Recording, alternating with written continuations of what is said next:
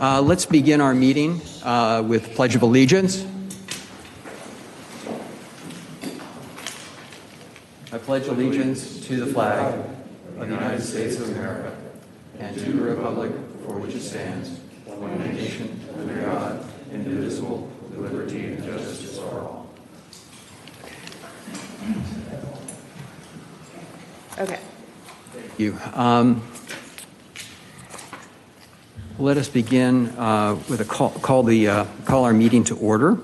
I have certain things that I need to read in to which alert us all as to how the meeting will be conducted this evening. So with that said, let me just begin. This is a regular meeting of the City of Milton Planning Commission. I'm Ron Gilbert, chairperson.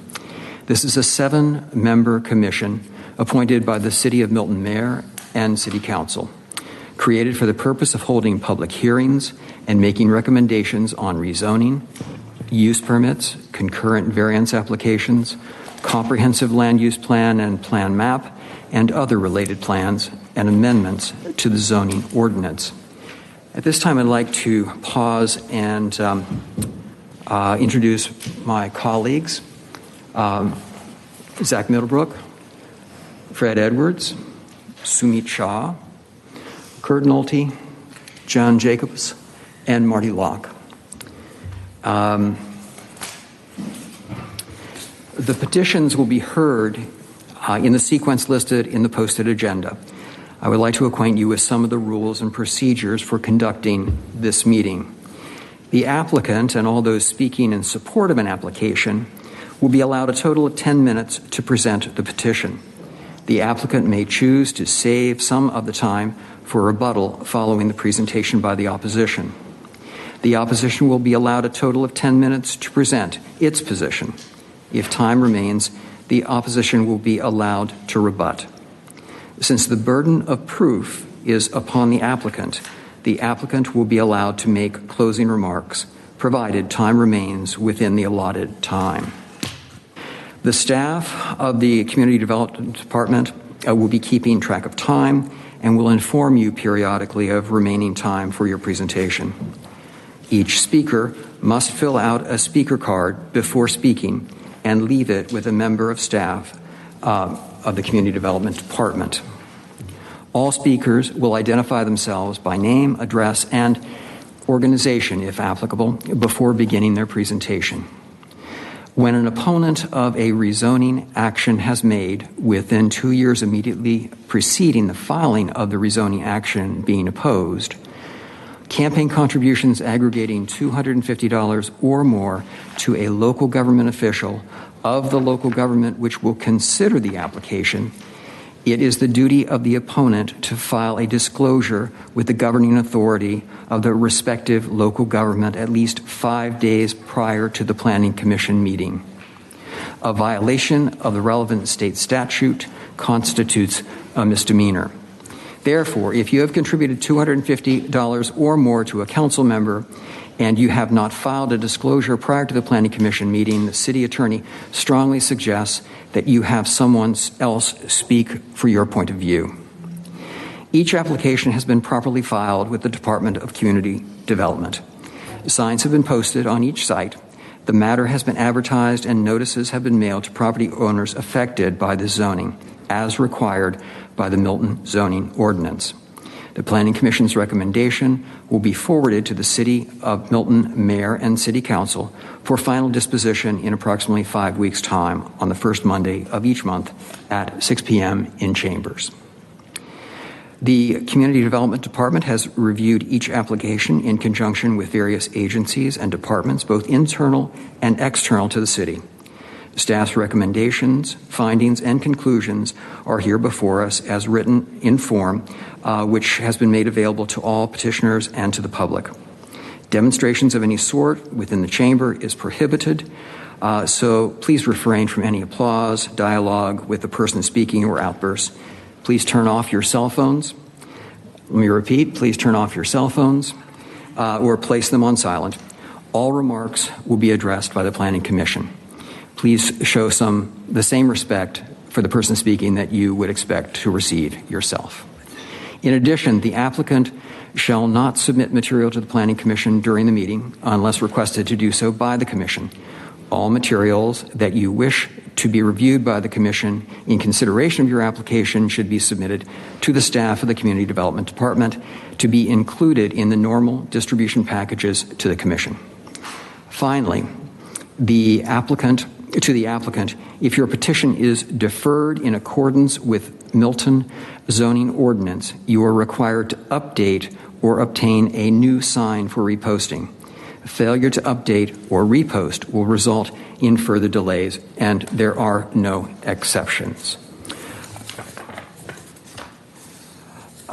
This evening, we are welcoming guests via Zoom so they can participate virtually. And if you are out there and attending, I'd like to give you some guidelines in your participation. Everyone on Zoom is muted, and your videos are turned off by default to minimize any disruptions. If you would like to make a comment during the public hearing portion of the meeting, please raise your hand by clicking on the icon labeled Participants at the bottom of your screen, and then click the button labeled Raise Hand. Once the moderator calls your name, please unmute yourself by clicking on the microphone button on the bottom of your screen, and we'll be able to get you into the conversation. We also are considering this evening a preliminary plat, and the Planning Commission is tasked by the city's subdivision ordinance to conduct a public hearing on proposed preliminary plats that have been found to be complete by the Community Development Department.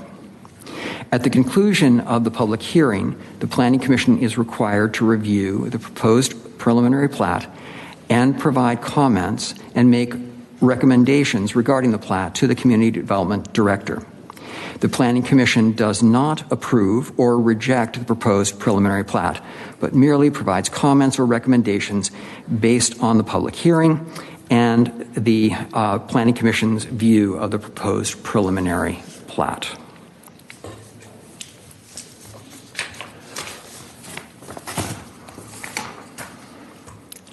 I guess the next thing on our list is the approval of the action minutes.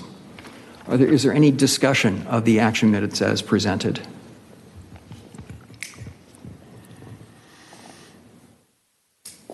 No.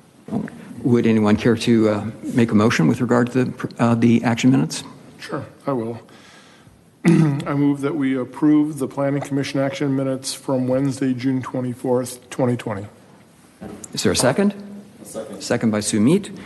All those in favor, say aye. Aye. Opposed? It is unanimously passed. Okay.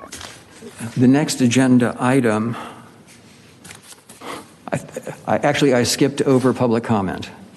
I'll do the presentation first. Okay. Yes. So we then- do have some participants for public comment, as well as the applicant's representative is here. But I'll do the presentation first, and then if the applicant's representative wants to make any comments, and then we'll take each of the public comments, and then obviously the applicant's representative will be here to answer questions as well as staff. So, right. And pardon me, before I start, I wanted to introduce to you one of our new staff members is Tracy Wild. So she is our new land development manager. Say plan review. No, it's land development manager. So she's kind of learning the ropes. She's done awesome. And so she's going to watch me tonight. So any subsequent meetings that we have, preliminary plats, she'll be here to present them to you. So we're really happy to have Tracy here. And anyway, I wanted to introduce her to you. And then also wanted to introduce Sam Volkenberg, because he is the author of and helped staff with the text amendments for the temporary fireworks stand. So in lieu of Paul, he got a night off. We asked Yes, Sam.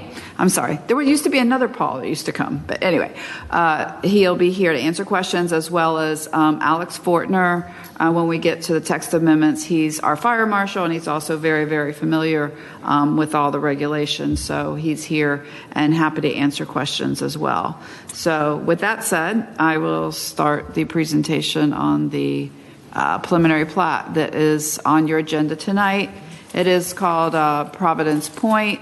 It is on the northeast quadrant of the circle of Birmingham Highway and New Providence. It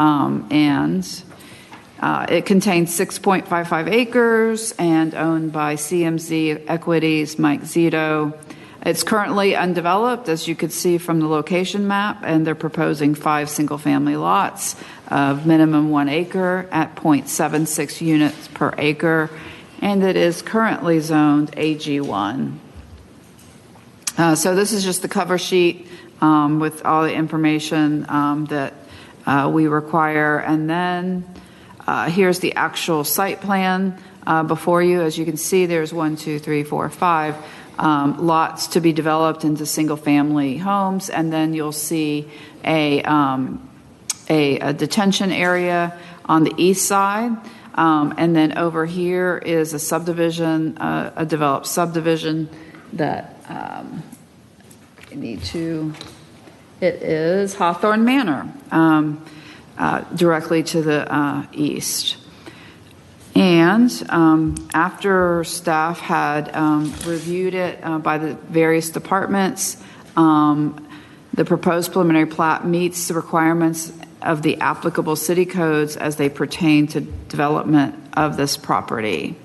So with that said, I'll have the applicant's representative, David White, who's the engineer, come up to be available. Did you want to speak, or do you want to just be available for questions? I'll be available for questions. Okay, so Mr. White will be available for questions. So now we'll go ahead and we'll start the public comment cards here, and I apologize for being a little. So this one, CMC. Okay. So just we don't have a time limit on the public comment for the preliminary plat, so just wanted to remind everybody of that. But the first speaker will be George Borick, and he is also the representative. Wait, no, he did so. Yes. He also filled out the affidavit to represent the Homeowners Association, so he'll be speaking on behalf of the Homeowners Association. So if you want to go up to the dais, and then you can make your comments. Could you be so kind as to restate your name and address, please? Yes, I will. Good evening. My name is George Borick. I reside at 4545 Hawthorne Court here in Milton. I am one of the board members for our association, and I'm here before you tonight because we do have some questions in regard to this application. And two of the things that, and the secretary was nice enough to send us the plans so we could look at the plans ourselves. And the two concerns we have is that the buffering, where because we abut them, the buffering in the back, as far as, because I see a lot of trees are going to be taken out, it's not clear as far as what the buffering is going to look. But secondly, more important is that our retention basin for stormwater management for our association is in the same area where the applicant's stormwater management, their basin is going to be. So our concern from from the professionals, is there any impact from their basin being in close proximity to ours? So, and those are two questions that I'm bringing forward to yourselves here at the board. Okay, we appreciate that. We've taken note, and I'm sure the applicant will be responsive. Okay, thank you. Okay, the next speaker is Trip Melton.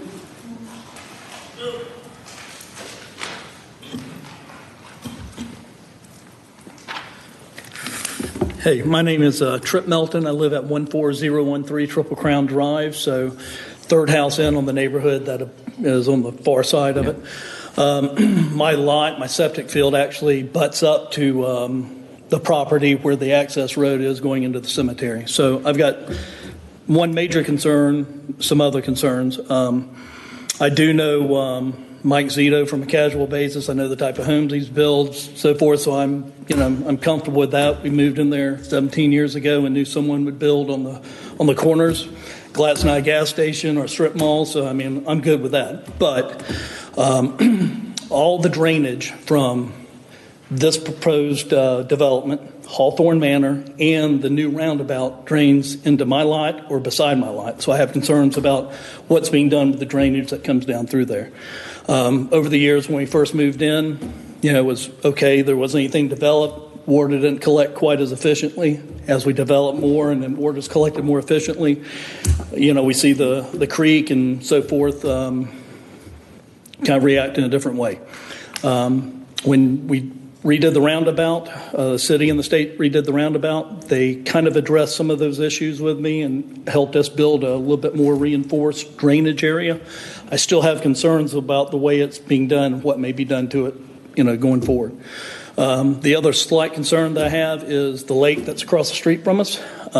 As they've developed the roundabout and they developed Hawthorne Manor, now the first 100 feet of the lake is nothing but silt. So once again, we're going to see silt come down and fill it up even more. So that's a concern I have. And then the last thing is what someone already expressed is what kind of screening is going to be. I haven't seen any plans or anything like this. This is the first thing that I've seen right here. So, that's where we're coming from. Okay. So thank you very much. Okay, and I'll ask David White, who is the engineer for the applicant, to come forward to be able to address some of the questions that the neighbors had.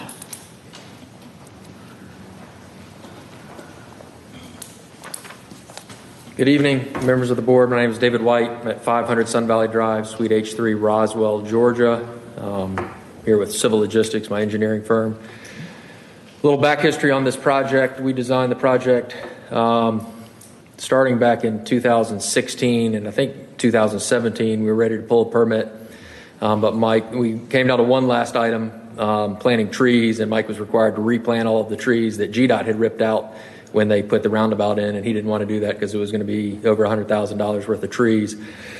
So we just kind of stopped and never pulled the permit, and then a month or so ago, he asked me to refile it and get it moving again. And of course, now the processes are different. And so here we are for a preliminary plat. So this was 100% designed and 99.9% permitted, but it wasn't. And we're starting all over again, hopefully without any too many changes from my perspective. But happy to answer any questions, and I'm happy to stick around and answer any other questions that you guys have afterwards to keep this efficient. So number one, the buffer and the detention impact. So the buffer, I can't remember off the top of my head what it is. I believe it's 20 feet around the pond, and then there's a creek that borders that, maybe 40, 50 feet inset into the property, and that's going to have at least 75-foot buffers all the way around that creek. So probably anywhere from 150 to 200 feet between the property line and these new houses.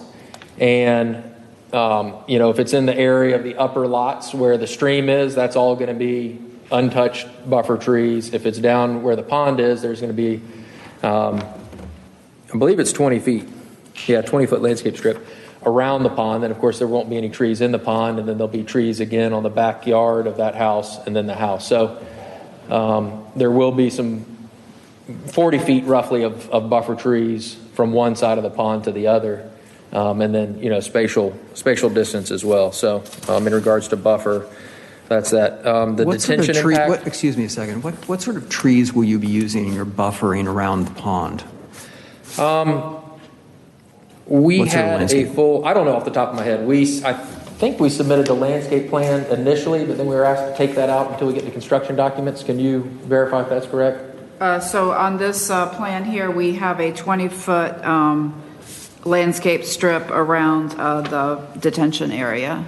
So right, but we had submitted I think we submitted a landscape plan, and we were asked to take it out. I don't know. We have. We're just looking at this, so Okay.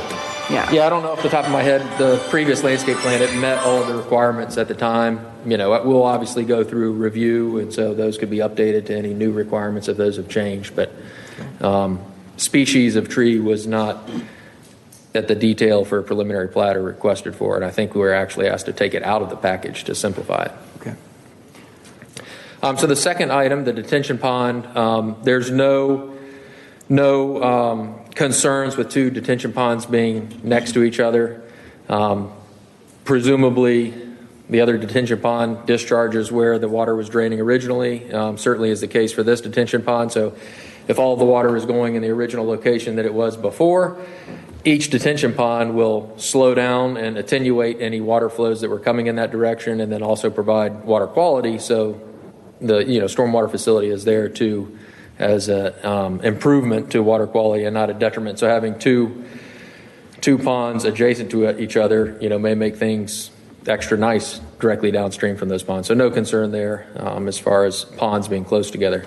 For the third comment, again about stormwater, there's going to be infiltration requirements to put the water, the stormwater, back into the ground to reestablish the groundwater table. There will be water quality requirements to clean the water, channel protection requirements to protect the channel downstream, and then attenuation requirements to protect things even further downstream. And so a number of best management practices to help ensure that everything is done properly, protect everything downstream in accordance with the Georgia Stormwater Management Manual. So no concerns there as far as stormwater. Everything will be in better condition than it is now. It's required to be improved upon, not just come close. So, did that answer any questions? Could I elaborate on anything else? I just need to go look at the plot eventually and see what it is. Well, I can't see that. Sure. Can you describe the retaining wall that you're putting in the detention pond? Can you talk about the height of the wall? I think it was about 5 feet. It's already existing, right? You're not doing No. this? No, the pond was never built. No, there's a wall there. That's what it says. It's denoted as existing. It says design permit others. Where do you see that? Are you putting a wall? What's not clear is your easement here. Right. It's a proposed wall. It's to be permitted by others. That's what it says. It's not existing at this time. And this is from the pin that on our property. So you're not dropping this retention pond in our easement to get to our retention pond. Because based on what's on the description, it looks like you're dropping it right over our easement, which we would use to get to our retention pond. Are you saying you have an easement on Mike's property? No, we have an easement behind our property. My property pin is on the other end of that easement. All of our property pins extend over, but I can't do anything with that 20-foot easement that is there for the county to get to our retention pond. That would be on your property, so we're not touching anything on your property. Just making sure, it's not clear on this description. Oh, no, yeah. Because you have here an easement that comes down and follows, which it looks like our existing easement, and then you have another easement down with the curve that comes into it. You have two easements going to your retention pond. So all the, Three easements behind my property now? An easement is just a piece of land. It just gives the city the right to access it. Well, I don't know what easement is, but I'm Okay. concerned about it being cleared out of trees because you're removing my buffer there from the roundabout. Because there are some giant trees that I would love to retain there. That's a lot of our concern is the buffering of trees, removal of trees. Yep. And Now, these proposed easements are just something that the engineering department with Milton asked me to draw in there to show that we're going to provide you that easement. I don't think you have any easements on Mike's property now. No. So he's going to be giving. it's right, that's what I'm saying. It's right behind mine. Yeah. He's providing easements so that your water has a path to get back to that stream. So he's yeah. providing that you don't have right now. So let me explain something. So I think what you're saying, you think the area, the first 20 feet that's adjacent to the rear of the subdivision, so that will stay and remain the same because it's meeting the requirement that all lots have to have frontage on a street. So even a detention pond lot has to have frontage. So that's a line in a pretend line. So they don't need to touch that 20 feet adjacent to the subdivision. But you do see the 20-foot pond access easement that's 20 feet away from the Hawthorne subdivision line. So at least 20 feet will be, I don't know what the grading will be like, but it appears it could be preserved, that first 20 feet west of your property line of the subdivision. And then the next 20 feet is the access easement that gets to the actual pond. Which is where they're going to have the clearing. Eventually, right. But it won't be a total of 40 feet. It'll just be 20 feet, but 20 feet away west of the Hawthorne subdivision line. Yeah, that's the reason for the board asked the question about the wall. The wall can be placed in certain parts of that pond as it's adjacent to our property. Our preference is that wall is placed further into the pond, so our lot, his backyard is not staring at a wall. We want to make sure that if you can get any grade from that property line down to that pond, then run a cut wall and then do your detention pond, that'd be the preference. That way we can get some buffer, some trees.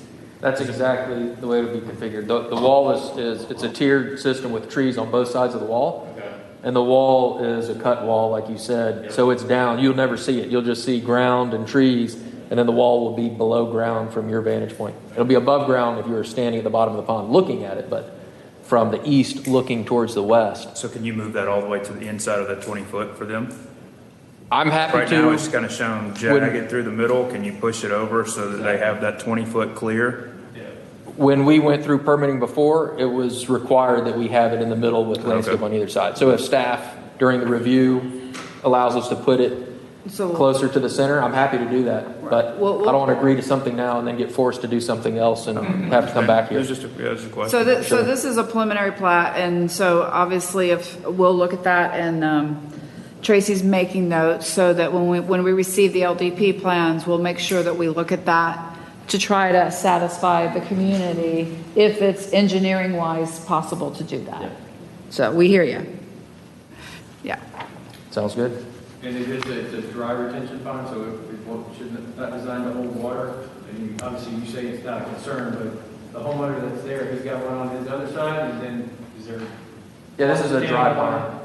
It has to be more than 10 acres in Georgia to be a wet pond now with the new requirement, so it'll have to drain out completely.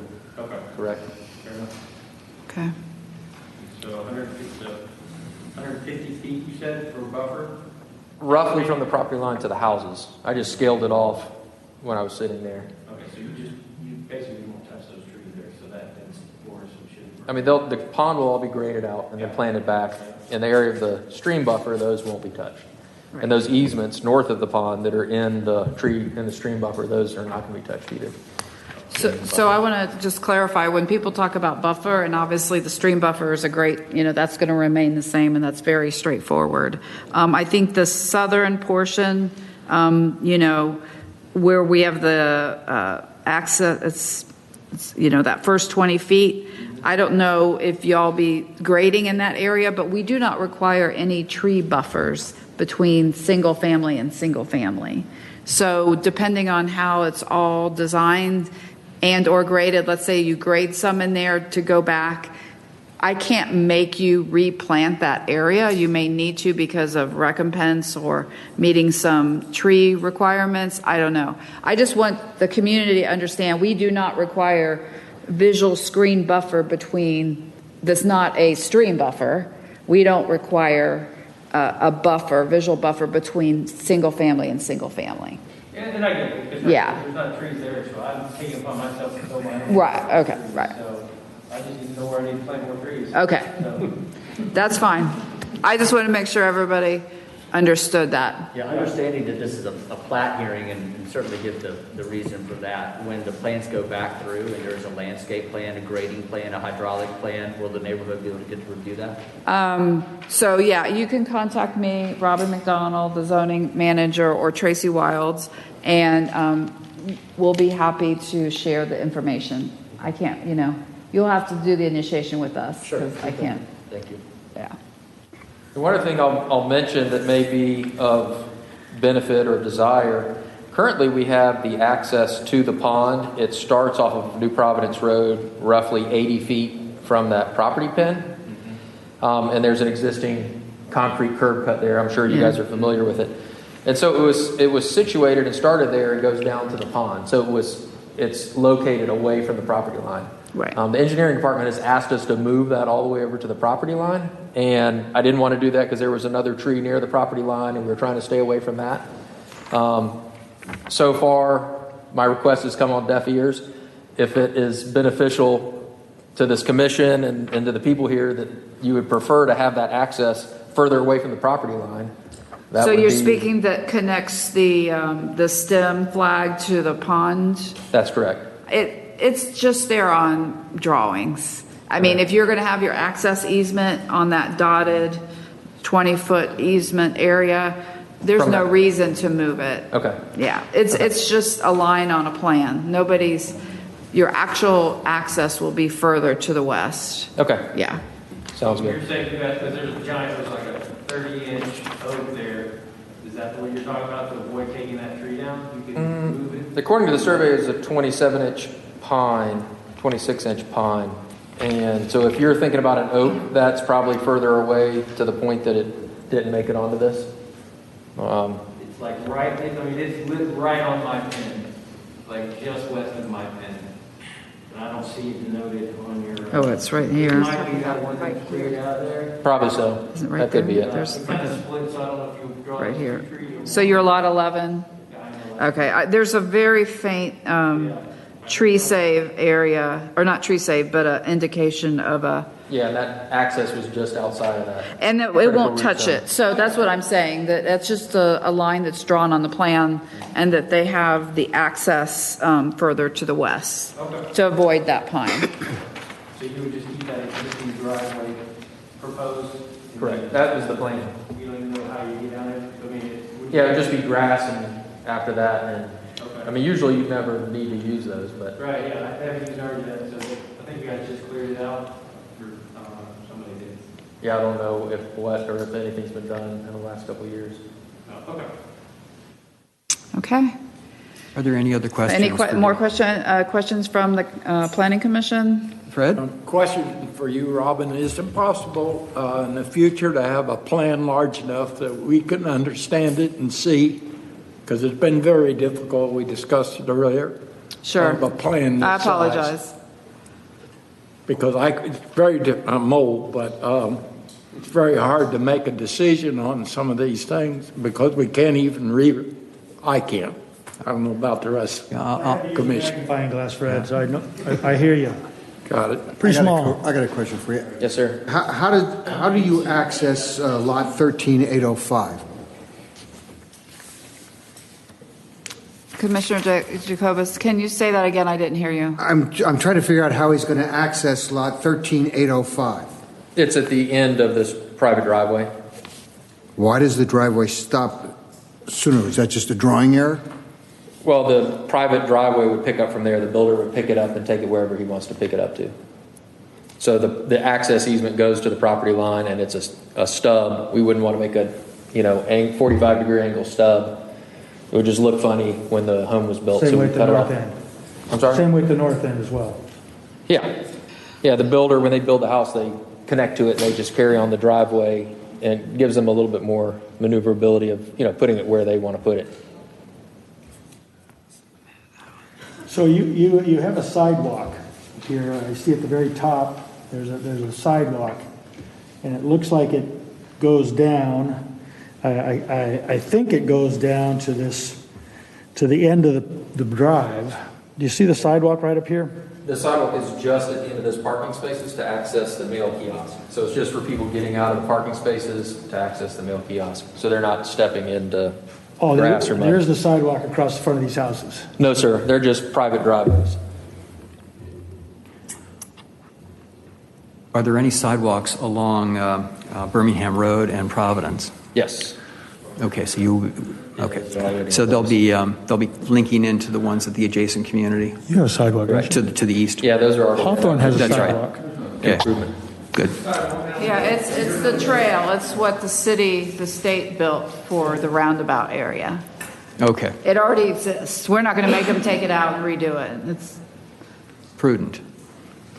So there is a sidewalk from Hawthorne, but it stops where this property is. It connects into the sidewalk that goes into Triple Crown. There's a property in front of it. Sidewalk in front of Is there one at Triple Crown as well? Yeah. Okay. Kind of hidden, but it's kind of off grade just back there. Yeah, I have a question. Is this a development, I guess the CMZ, is the developer developing the lots and selling the lots off individually to different builders, or will you be building all the homes? I think he may be building them. He's developed River's Edge, if you want to check that out on Nice Road. Is he going to develop all 5 lots? Is he going to? I believe so. So he will build the houses as well as develop the land? I believe so. He's building houses in River's Edge, so if you want to go check out that neighborhood. Yeah, I'm aware of the neighborhood. Just to make sure if it went to different builders, that was going to be a hodgepodge of different houses. But it sounds like aesthetically, he might be building all 5 houses as well. That's my understanding. Other questions for David? I guess I had one question, although timing is horrible, I think. Has the fire marshal looked at this as far as access to, you pointed out lot, what is it, 13805? I mean, is there a turnaround in there? Yeah, there's a turnaround.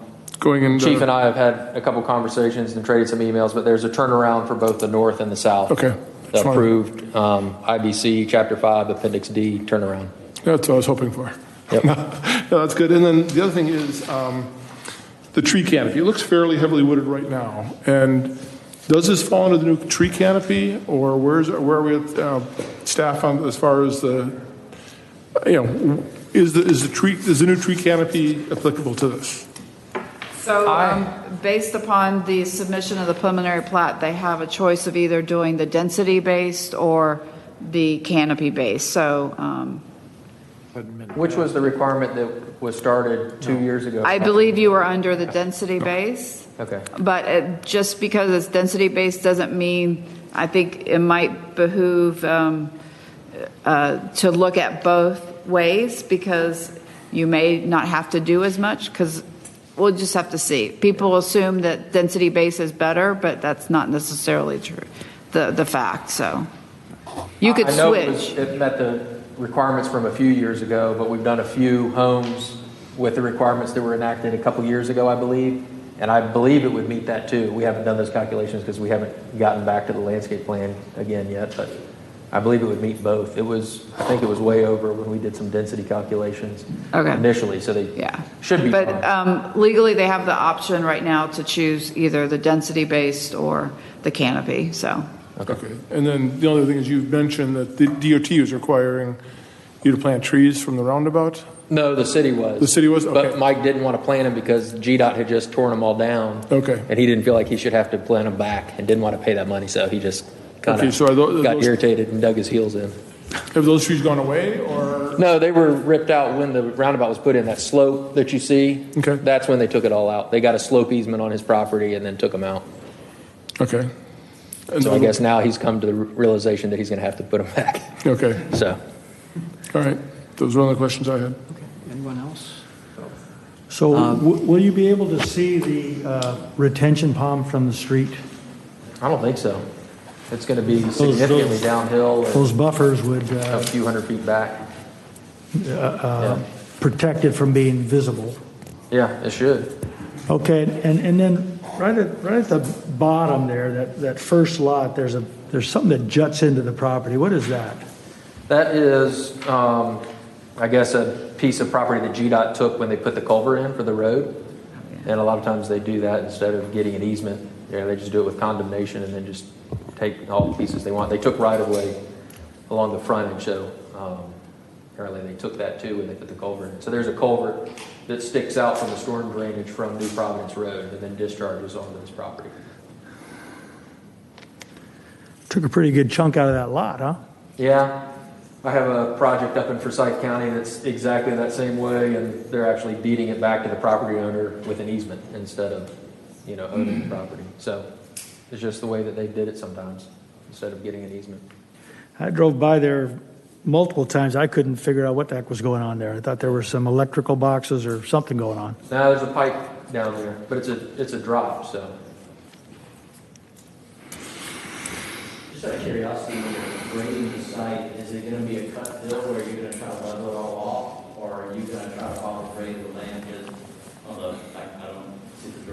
south side of it, it's actually really high up. And as you work towards Triple Crown, the grade drops pretty significantly. Is the plan to just clear the trees and then have the houses on a different level, or are you guys going to try to grade it out or make it kind of all equal? I believe most of the grading for the houses will be done when they're built. And so the grading for the initial plans will be essentially to put the road in, the pond in, and try to not touch anything else. And then, that way if the home builder, when they build the house, if they want to just put the house in there and leave all the trees around there, they can, design the grades to work in that manner. It's not like a Lennar subdivision where you just wipe everything flat and then come back and plant a couple trees. That's the reason I'm asking. Yeah, it wouldn't work for this price point. Do you know if his intent is to, okay, that's good, thank you. Mentioned price point, sorry. I just glanced at the plat that Brad had. So the lots nearest Triple Crown, which would be, I guess, to the north. Mm-hmm. If I'm looking at it, it looks like the property line runs down the center of that access road that goes to the cemetery. Am I reading it correctly?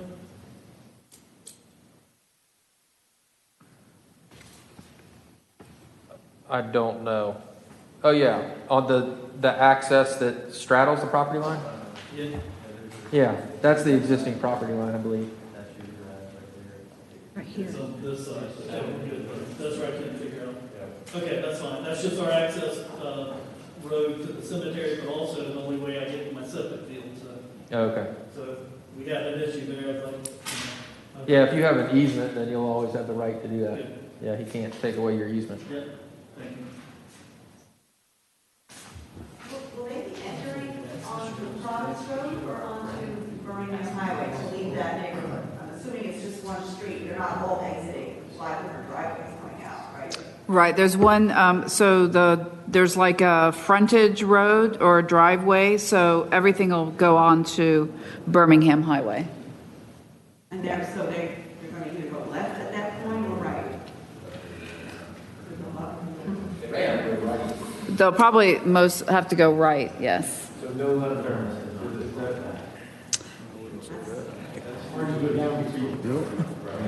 Yeah. You might have to put a speed table in before they round it up. Yeah. Okay. Yeah, we'll check with the transportation. The GDOT was in, so Yeah. it meets GDOT requirements. The GDOT would dictate that. And you mentioned price point. Do you have a range? I don't know anything about it, but I know it's not going to be, something that's down, in Cobb County somewhere. It's going to be nice. I mean, go to River's Edge and look at the homes there, and that's the kind of stuff that Mike does. All right, fine. Any other questions for David? I have one more.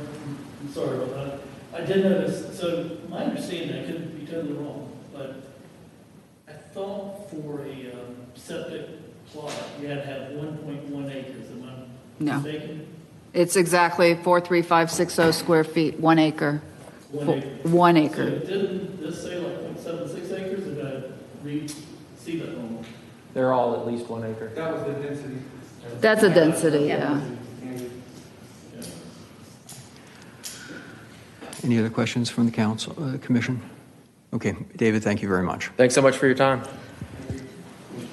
Robin, given that this is a preliminary plat, is that something that we approve? I think there was a change in... So usually in the past that the planning commission makes a recommendation. A recommendation, yes. Okay, so, okay. Yeah. Favorable or Yeah. presumably, oh, right. Would someone like to make a motion?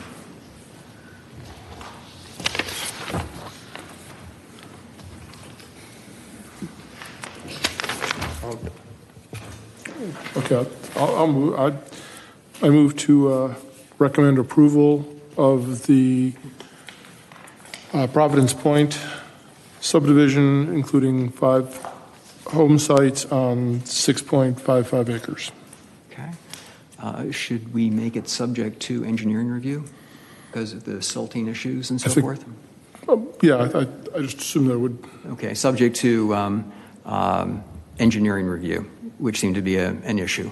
Subject to, I'm sorry, I can't hear you. Engineering review for the Okay. detention pond, silting, et cetera. Bert, could you add the fact of all the notes that were made by her, that those be passed along with the vote of approving? Sure, to include what? To include the recommendations that I think you were writing down, to look at the detention, the drainage, those. Okay, I'm sorry. Include the recommendations that's been That we discussed. Okay, including the recommendations that were discussed and agreed upon. Correct. Okay. I'll second the motion. Okay. Is there any discussion amongst the council? Seeing none, all those in favor, please say aye.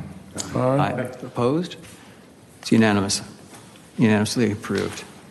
Thank you all very much for Before coming we out get this to the evening. next item, I have Michelle McIntosh Ross waiting in the waiting room. She wanted just to, before we start on the text amendments, because I thought it might take a little bit, she just wanted to talk to y'all for a second. So, right. Anyway, what? And thank you all for coming out this evening. How do I unmute? Thank you.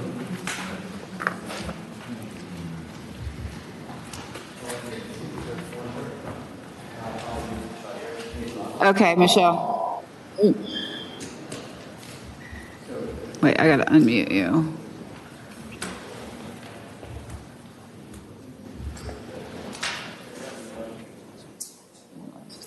Okay, you're on now. Okay, thanks.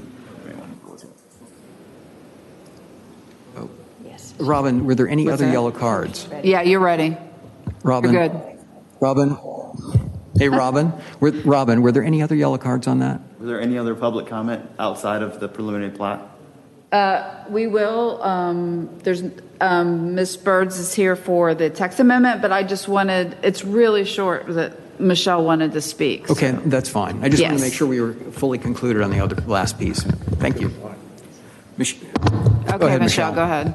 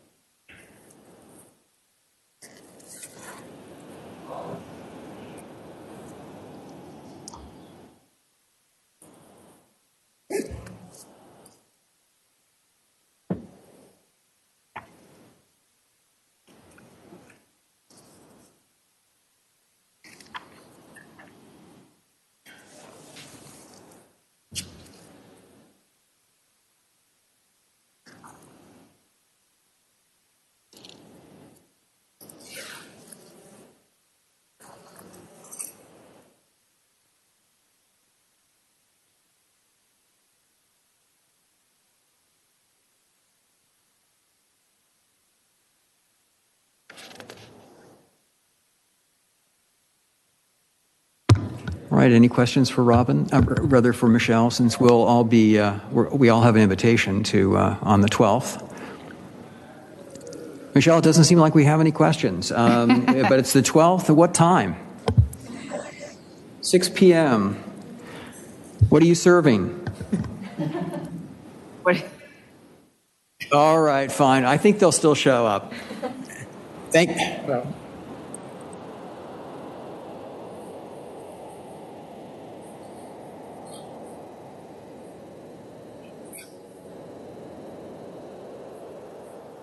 All right. Okay. Well, thank you very much, Michelle. The question was, it'll be here at City Hall, correct, Michelle? Okay. Okay, thanks. Yeah, I feel like you're up in heaven somewhere. Yeah. Okay, thanks. Okay. Yeah. Okay. I'm going to go ahead and, so we have a series of text amendments, but I'm just going to do kind of an introductory overview of kind of what the goal of these multiple text amendments were. I know it seems like a lot, but I would describe it as if you think about a watch, an old-fashioned watch, where there's all gears and, there's gears and there's circles or wheels, and they all work together to produce a watch or tell time. And that's how I would describe all these different text amendments. They're different gears, wheels that kind of drive what the ultimate goal of this text amendments are. So with that said, what we're looking at is creating a new section to the seasonal business use. And this is under the zoning ordinance, and it's under administrative permits, meaning that this type of permit does not require to go before you and to City Council. It is all done administratively within our Office of Community Development, as well as I have, when needed, the fire marshal to look at it, transportation to look at it. Not all administrative permits need that, but whoever other departments need to look at it, we do that. With that said, if you looked at RZ 20-12, which is the amendment that adds on the temporary consumer fireworks retail sales facilities, that's a real mouthful. So the goal was to be able to have more stringent permitting requirements for this administrative permit, because before it just fell under the general seasonal business use. And with that said, just in summary, the goal was to restrict the location that it's allowed to be at. And so under A, we have it in the Crabapple form-based code in the Transact zones T4 open and T5, and Deerfield form-based code Transact zones T4, T4 open, and T5. Now, you can notice that we don't have C1 here, which is kind of the old traditional commercial zoning district. And to be honest, there's not much of that left. We have some C1 up at Birmingham Crossroads where the Publix is. It's only on that corner, as well as, shouldn't say only, where 7 Acre Bar and Grill is. That other corner, the northwest, is zone C1. And the southeast corner, a very small portion of it is. The rest of it is MIX at the other two quadrants at southeast and southwest.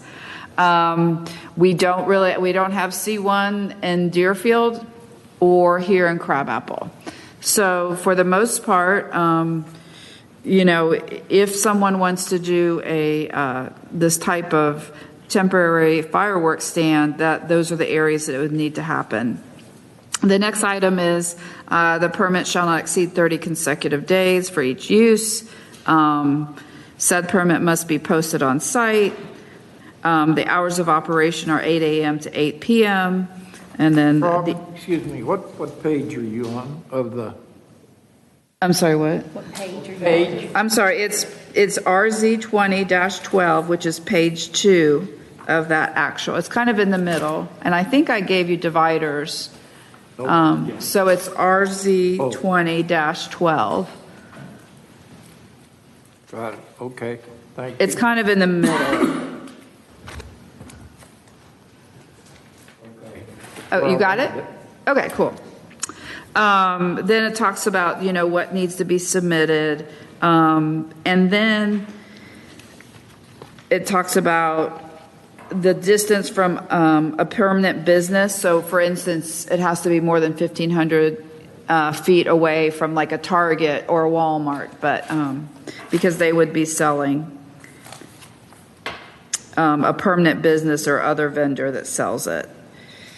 Let's go on to the next page and number 13. When are we going to make comments on this? When you're finished? Yeah, I'm just trying to give an overview, Okay. and then Okay. yeah, and then we'll have comments. Good. Okay. So number 13, this is kind of where we added some regulations about the size. Needs to be no larger than 800 square feet, and I think that's consistent with what the state law says, and 15 feet in height.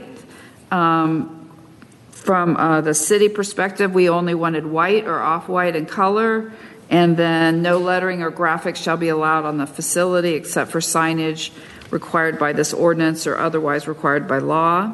And then only one 24 square foot banner is permitted and has to be black, white, or off-white in color. And the retail display area shall contain such signage as may be required by law. And then lastly, that it shall conform with applicable state law, fire code, and building regulations. So with that said, that's the meat of it. And then the other items, the other text amendments are supporting what we're trying to accomplish. So with that said, if you have some general comments, again, Alex is here, our fire marshal, as well as Sam, who is from our city attorney's office. So, and then we do have one comment person. So if we want to, we can go ahead and have her make her comments, and then we can open it up for deliberation.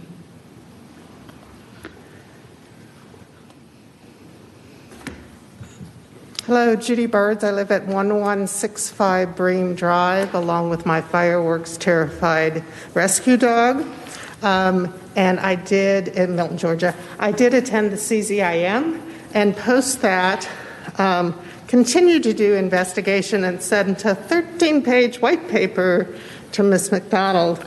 And I appreciate that she incorporated many of my comments, but I think there's some additional things we can do to make sure this is as beneficial to Milton as possible. The first thing I think would behoove us and be in our interest is to line our definitions with that is used in state law. State law defines 3 types of places you can sell fireworks. One is a store, a Publix, which has less than 25% of its total sales in fireworks. And they spell out a store. The second they call a retail sales retail consumer fireworks sales facility, but it's a facility. And they usually, from the definitions in the industry standards, are referring to a dedicated fireworks store that sits in a strip mall. They also define and have restrictions for a consumer fireworks retail sales stand. Those are typically plywood painted stands. I think Robin is trying to define that they be less than 800 square feet that pop up and pop down. State law says they can't be a tent. State law says they can't be a trailer, but they're a plywood building that gets popped into typically a parking lot. There are state restrictions on those stands, however. I think one of the first things we should do is align our language with that of the state.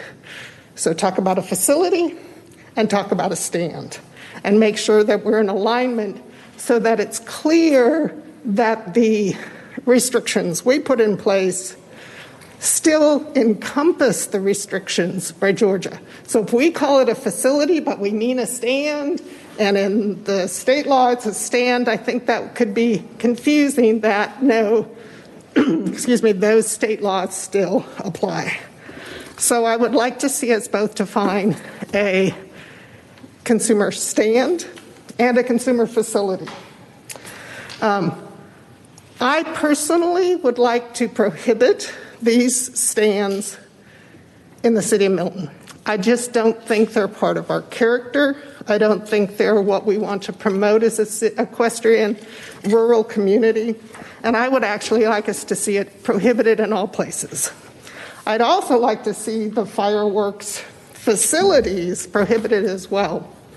I don't know, I tried to look at state law to see if that was possible.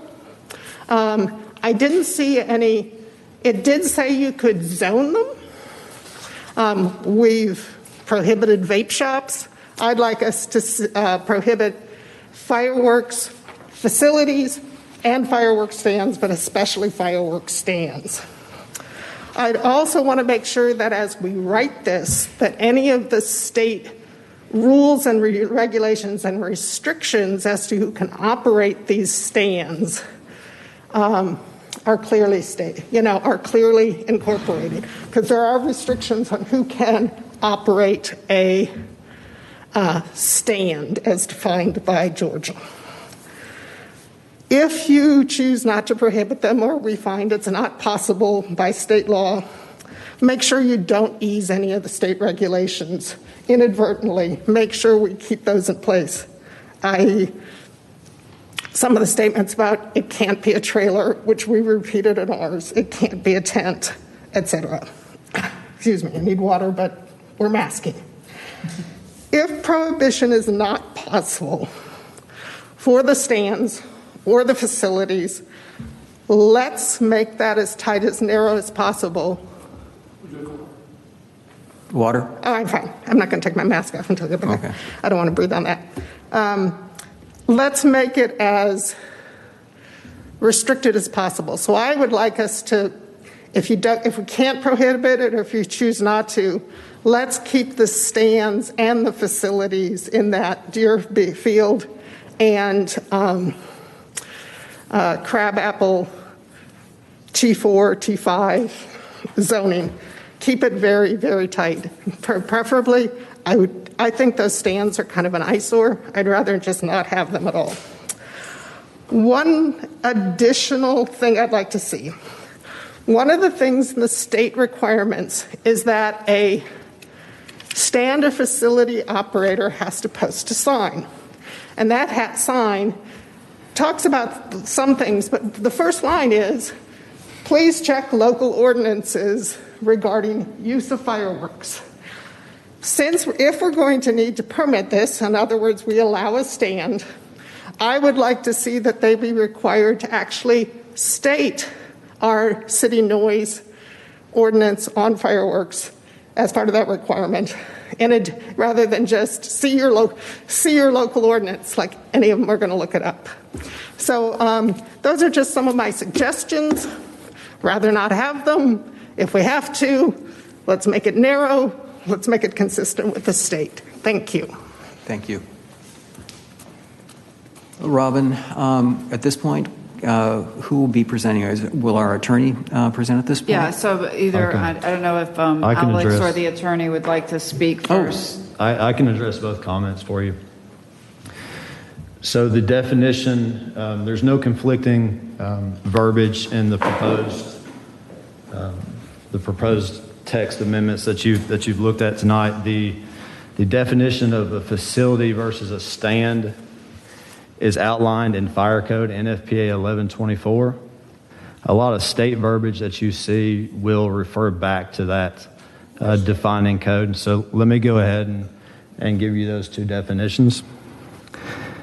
So a consumer fireworks retail sales stand, which you did see a picture of that earlier, is typically a plywood structure, is a temporary or permanent building or structure that has a floor area not greater than 800 feet squared, other than tents, canopies, or membrane structures, that is used primarily for the retail display and sale of consumer fireworks to the public. Now let me read you the definition of a consumer fireworks retail sales facility. A consumer fireworks retail sales facility is a permanent or temporary building or structure, consumer fireworks retail stand, tent, canopy, or membrane structure that is used primarily for the retail display and sale of consumer fireworks to the public. So there's no discrepancy in the definition that's presented in the text amendments.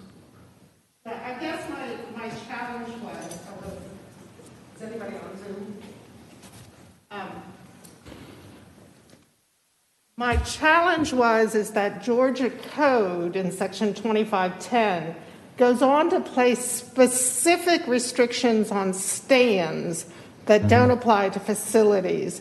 And that's why I felt we should be consistent so that it was clear that we were talking about a stand and those Georgia restrictions apply. We're calling it a facility, and it may not be clear in Georgia law that the stand, which they defined restrictions, would apply. That's why I just think we should, if we cleaned it up or defined both, that we would have less chance of people saying, well, you're calling my stand a facility, therefore all those stand regulations don't apply.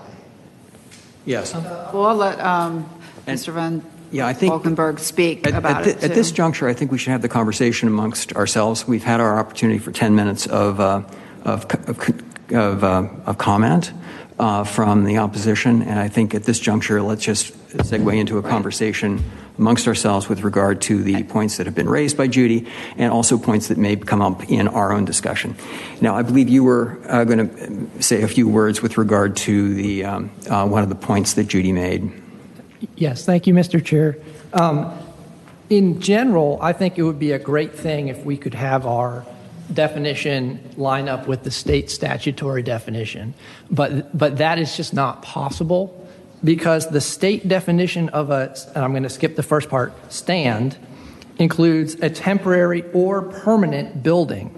Since this is focused on temporary structures only, we cannot have it literally the same as the state statute. And I don't really think the state statute is drafted as well as it could be. So for those two reasons, I have recommended that we not try to mimic the state statutory language, although certainly the idea of keeping it clear is a laudable one.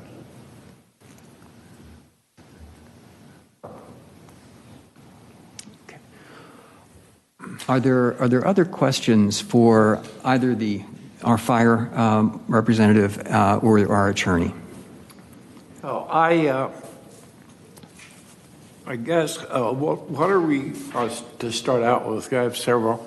What are we calling a membrane structure? That's typically a stand. That's typically a tent, a harder version of a tent. Oh, a tent. It's typically a thicker tent material that you would see at larger venues. You may see it across the street at Milton's, where people may dine under it. Right. That's an example of a membrane structure. Okay. So at no place in here, then, we're saying at this time, let me back up. We've got, in descriptions, we've got non-structural and structural definitions. And the structural is spelled out then under Section 64, called temporary consumer fireworks. And that's for structures. The non-structures definition is trailers towed by motor vehicles. And we have incorporated that, the way this lays out right now, under the heading of temporary consumer fireworks.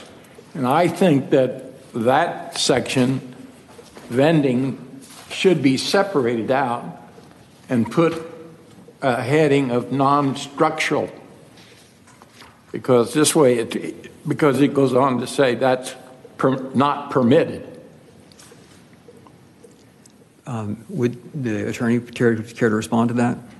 I'm sorry, could you rephrase that in some way? I'm looking at the text. Are you saying that we should define, since we've defined temporary consumer fireworks retail sales facility to exclude those items, we shouldn't be mentioning them later? No, they're in the definitions section. In the definitions, that covers the structural part, which I call the temporary consumer. But within that, we also have definition non-structural. So all I'm saying, if we're saying non-structural, we're not to have any, because vending shall not be permitted from any vehicle.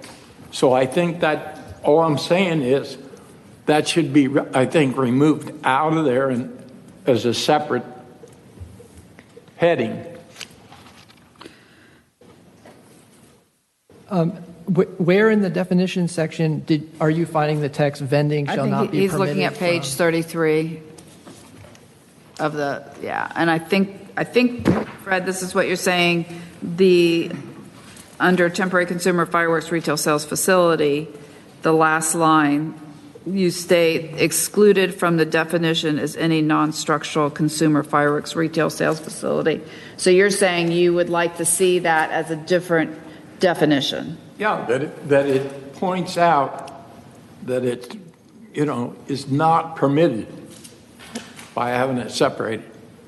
So you're absolutely right. It should say that, and it will say that. We have a separate section, which unfortunately, due to advertising snafus, you can't consider tonight.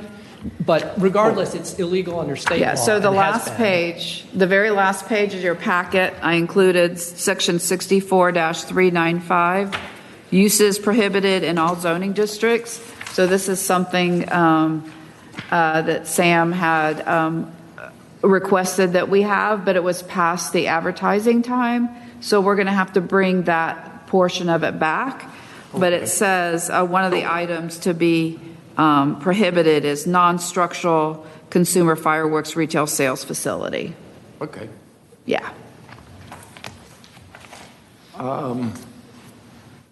I guess from the standpoint of representing a retailer, the no lettering or graphic shall be allowed on the facility except for signage required by the ordinance. Understand that. But then we go down and say only 1 square foot temporary banner is permitted. So the temporary banner is separate. So what I was trying to indicate was that on the actual structure, they tend to be pretty gaudy and lots of graphics and lots of color. So that's what I'm speaking to about the graphics. But I mean, we're going to allow them a separate temporary banner. Okay, so banner becomes the CVS, they're advertising. It'd be the TNT fireworks or whatever. The banner becomes that advertising. But on the windows and all that, there's none. Right. Okay. Can we go back to the definition on page 23? I'm still a little confused on why we have to call it a facility. Why non-structural consumer fireworks retail sales facility/stand? I mean, to me, when you say the word facility, everybody goes to a building. They're not thinking of the stand. A stand. And actually, I was thinking about proposing a change to that language that basically said, since we already have the definition of the word structure, which defines it as a building or whatever, that we could basically say this means a non-structure such as a trailer towed by motor vehicle, tent, da-da-da-da-da. So that way we know that we're not talking about structures, and this is something totally separate from a structure. But then obviously to your point, which is again what Ms. Burge was talking about, which was one point that I had, was figuring out if we should still have a definition of facility and the definition of stand as they've got by state law. Even if they're the same, but at least we're kind of mimicking that. But anyway, back to your point though, my suggestion would be to add in saying that this is a non-structure such as, because we've got structure defined in here. So then that way there's no confusion, because a structure is a building. This would be saying this is a non-structure. Okay. Your thoughts? So I think there are 2 points there. One is, should we call it a stand, and the other is the non-structure thing. As to the stand, I'm not wedded to our language, and so I think it's a reasonable suggestion. I'd be happy to incorporate it. Again, my only concern is if we call it something that is similar to but not exactly the same as the state definition, that runs its own risk of confusion. But I'm cool with calling it a stand. It is sort of more apt in its description. And then I didn't totally understand the structure comment. So basically, we have structure defined in here. Yes. So that would be page.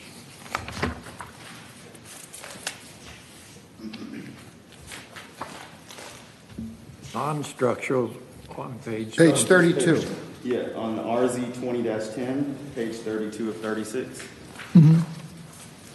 So we have the word structure defined, and I think it would be more clarifying for the definition of non-structural consumer fireworks retail sales facility to basically add in that, my suggestion was to say means a non-structure such as a trailer towed by a motor vehicle or tent, canopy, or membrane structure in which consumer fireworks are offered for sale to the public. And capitalize the word structure at the start of that? Yeah, exactly. And then, I also kind of had the same question about membrane structure. Now I understand what it means, but I think we need to define membrane structure as well in here. Right. So that way people understand what that means.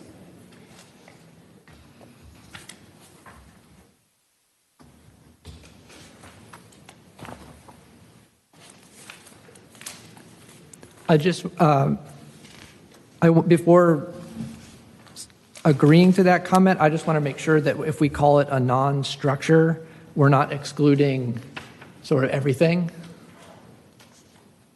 We're not what? We're not excluding everything, every potential. No, on page 23, we describe non-structural consumer fireworks retail sales facility. Means a trailer towed by a motor vehicle or tent, canopy, or membrane structure in which consumer fireworks are offered. So that's what you want added. Well, I want to add in the word non-structure, and then I was saying such as a trailer, whatever. But again, go ahead. So a structure, as it's capitalized, defined, is anything that is built or occupies a location on the ground. So someone could argue, well, my tent occupies a location on the ground, and therefore it falls outside of the definition of non-structural. But this is attached to the ground. Or is attached to. Mm-hmm. Location, which occupies a location on or is attached to the ground. I've just got a quick question. Can we just not have fireworks like we don't have vape shops in the city of Milton?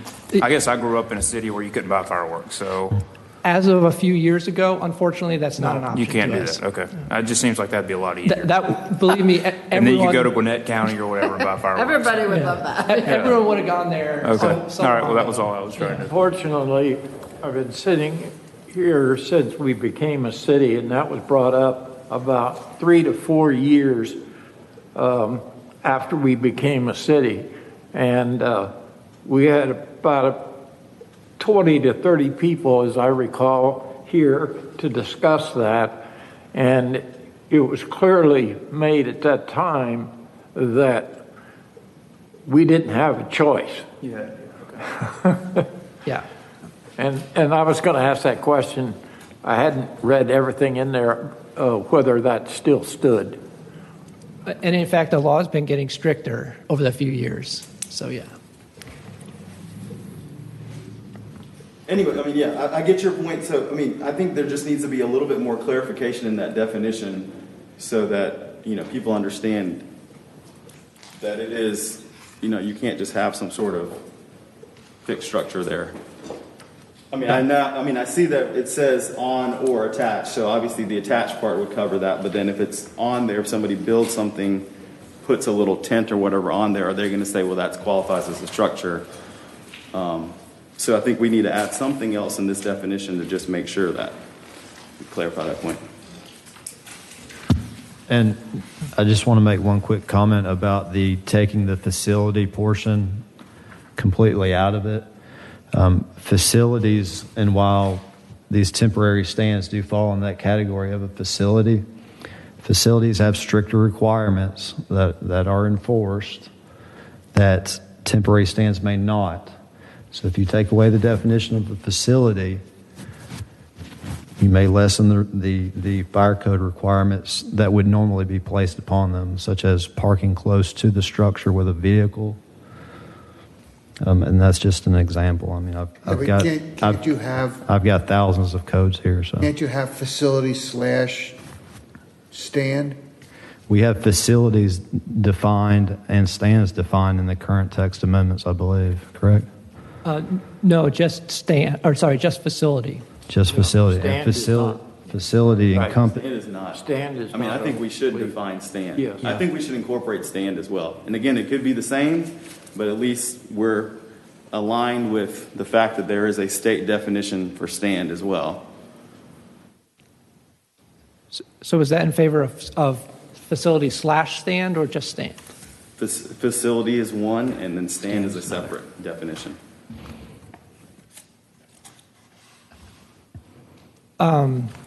If we had two definitions, I don't know where we would use the one that we didn't incorporate further on into the ordinance, if that makes sense. So the basic structure of the ordinance is first we define these kind of temporary stands or facilities, and then we go on and talk about what they can and can't do. We don't need two definitions to describe that one thing. We just need one, and whether we call it a facility or a stand, I guess I'm agnostic. Could we then just say, non-structural consumer fireworks retail sales facility, also known as a consumer fireworks retail sales stand? Yeah, I'd be fine with that. Whatever is the least confusing to No, that the way layman. we've got both words that are defined by the state in our one definition, but we've got them both in there. And that way we're mimicking that, and then we've covered both of them. Yeah, I'd be fine with that. So let me just clarify, because it's hard for me to hear. So what we're proposing is to have a separate definition for a temporary fireworks stand, just to have a definition so people know what it is? I think it would be changing the definition of facility to say AKA temporary fireworks stand, right? Yeah, so consumer fireworks retail sales facility, also known as a consumer fireworks retail sales stand. That's in the physical definition in fire code.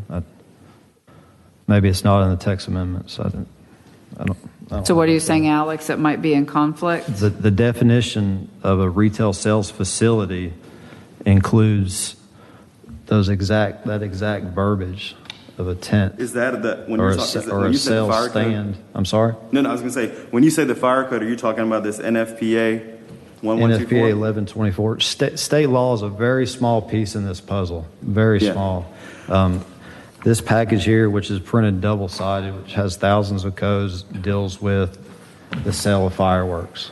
Got it. To include these temporary stands. Again, let me read the definition of a consumer fireworks retail sales facility.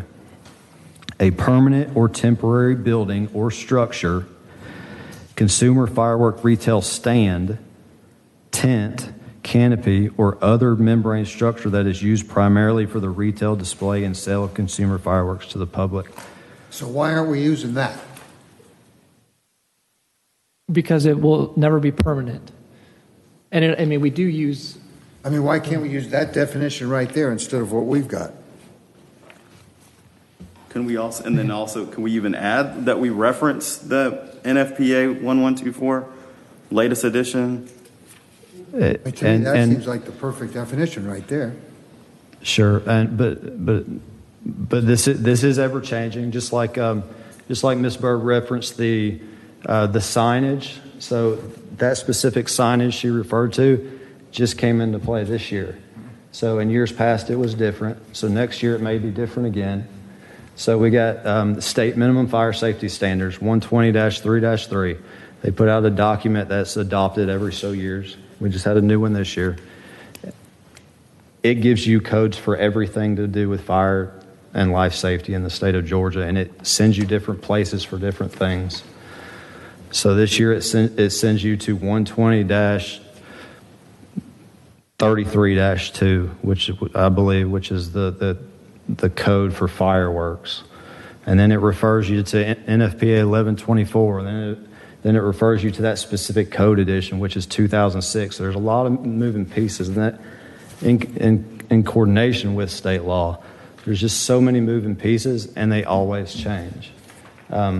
To hit on the sign piece that Ms. Bird said, I know she wants that particular sign on there, but if we adopt those words for that sign, and that's now required by city ordinance, and now fire code changes, so we got to have a different sign, we're going to end up with 10, 15, 20 signs before it's over with. I enforce what fire code and state law tells me to enforce. Okay.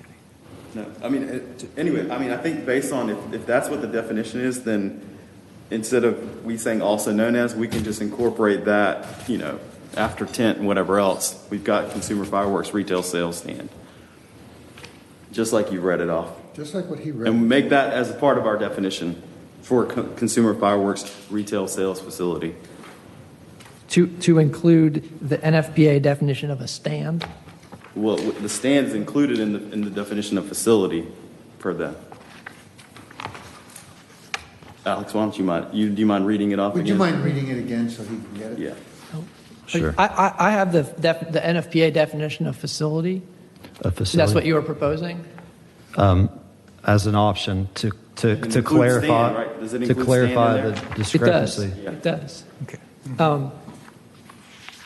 However, if we were to use that definition, we would have to change two things about it that would make it come right back to kind of what the definition we have right now. First, we'd have to remove the word permanent.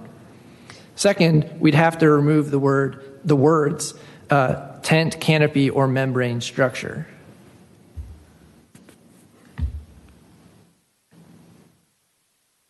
No, I'm confused. It is so confusing, and trust me when I say that we've all collaborated on several different occasions to make sure that this was the best effort we could push forward to the group. I know it's confusing, and there's no way that it will be able to be comprehended in this meeting. I mean, it really takes a lot of time and a lot of research. I think, from my perspective, I think the point we're just trying to make is that stand needs to be in there somewhere. That when you say facility, most people don't think stand. They don't think what we're talking about. They think of a permanent structure. And I think... Well, yeah. I mean, I think, what we have is we have the current proposed definition calls it out very clearly what it is. I mean, that happens all the time in my world where people misunderstand what a word means, and I have to go to the definition section of the zoning ordinance and say X means blah, blah, blah, blah, and it becomes very clear. So, I mean, I'm not afraid of that, and right now we have one temporary stand that comes a year. Sometimes maybe in the way past it would come at New Year's, but typically I have one application for one temporary consumer fireworks retail sales facility. It is not a huge deal in the sense of trying to clarify what a definition is. And I would, also support Alex and that, there's been a lot of collaboration between his expertise and the city attorney's expertise and trying to make it as enforceable as possible in a situation that, to be honest, is used once or twice a year. No, anyway, I mean, I think the problem for me is that I'm not sure what's our standard. Like, are we going by what you provided us from Westlaw and these are the state, or are we going by what NFPA is? It seems like it's contradictory a little bit. So I'm not sure what our standard is, so that way we know, hey, this is, in my mind, what I would like to kind of gear it towards our definition to be in line with something that's already out there. But we've got kind of like two conflicting ways of defining this. Go ahead, Sam. Yeah, so I would love it if either the NFPA or the state statute defined it in a way that we could just take and use. But because both of those definitions, for one thing, use temporary or permanent, and our ordinance is directed at temporary, at least for the time being, we do need to make changes to those kind of stock definitions. There's just no way around that.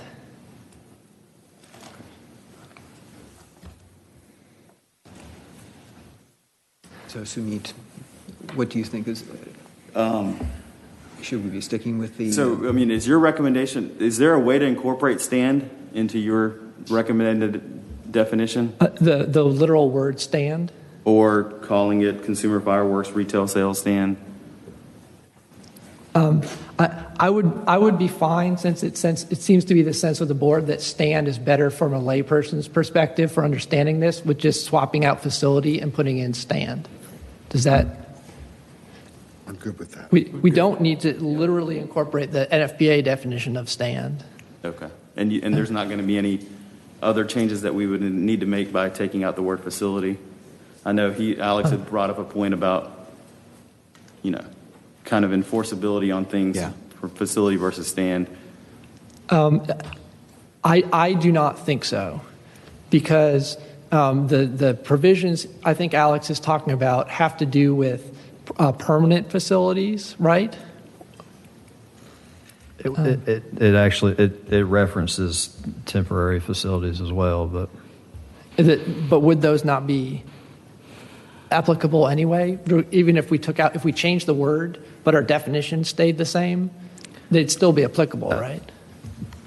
To be honest with you, and this is just me being completely honest, however the ordinance reads, the ordinance is going to read. I'm going to continue, and I'm the only one that enforces this.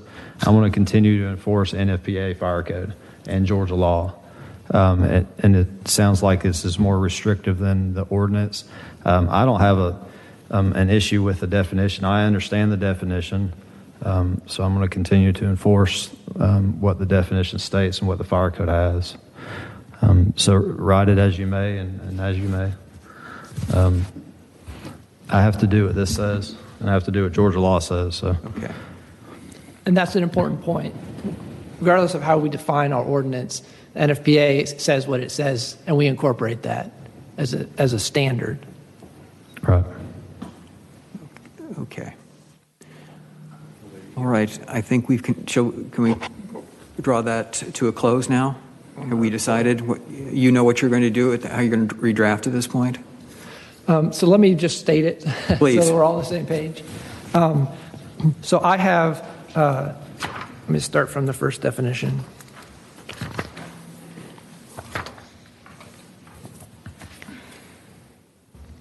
With respect to the definition of non-structural consumer fireworks retail sales facility, there was a request that we make an attempt to define the word membrane. So we would, in that definition, make no change other than to try to, as a parenthetical, define what a membrane means. Mm-hmm. With respect to something we haven't even talked about, roadside vending, we won't touch that. And with respect to definition of temporary consumer fireworks retail sales facility, we will leave that definition the same, but we will change the word facility in the name to stand. Okay. So for you? And then are we also going to change that in non-structural as well? The non-structural consumer fireworks? Oh, did I skip over that? I'm sorry. Yes, sorry about that. Let's see. Yes.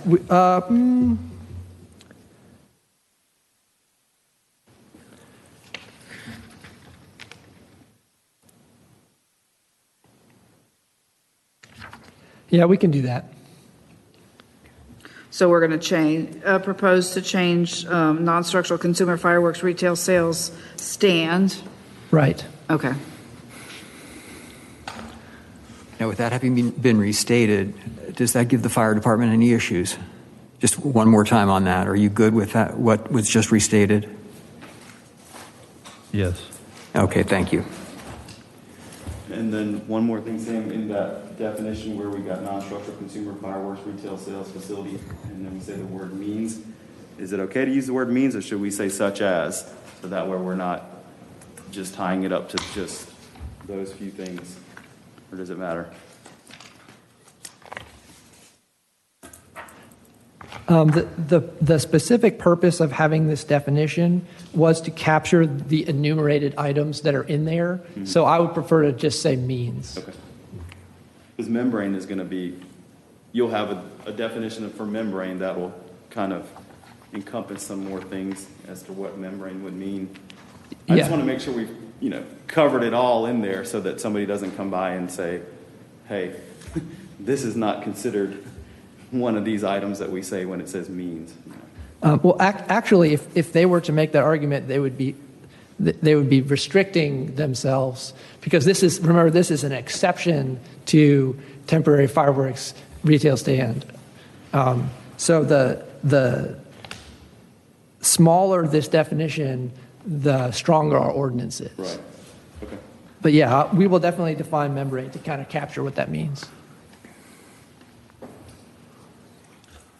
And then I assume if we're changing the name to stand versus facility, like under the roadside vending, we'll follow that through in the document? Yes, everywhere. Yeah. Okay, just want to be clear. Fred? I think you made it clear, or it wouldn't be in here, but from the state standpoint of what we can and can't do, are we okay by saying we shall not permit the sale of fireworks from any trailer, motor vehicle, canopy, and main membrane structure? We're okay by? Yes, that's basically verbatim of what state law says. Okay. And then for the temporary consumer fireworks retail sales facility, we can leave it, the second sentence is excluded from, but then can we capitalize the word non-structural, or so that way we're What showing page that are there's a you on? defined word. Which one? For temporary consumer fireworks retail sales. The definition. The second sentence in that definition, where it says excluded from this definition is any, and then, non-structural would be capitalized to match the defined term. Well, I'm with you in principle. I'm just not sure that we use capitalization throughout the ordinance. But if it does need to, if that's what we do, then that will be capitalized.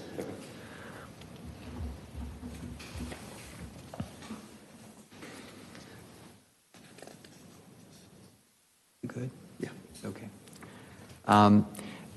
Question on the standard employed here concerning the temporary consumer fireworks retail sales facility being located within 300 feet of nursing homes and hospitals, etc.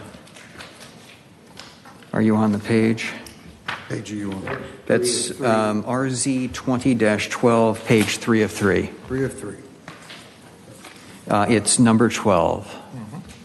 Yeah. So we're on RZ 20-12. That's right. And it's point number 12, 12 and a whole. So are you with me? Yes. Okay. When I looked at the state statute, it included only nursing homes and hospitals, and then it called out, in addition, other health care facilities. Was there a reason that you excluded other health care facilities? The short answer is no. That may have just been an oversight. Do you happen to recall what statute? In the state code? Right. I have it right here. A second.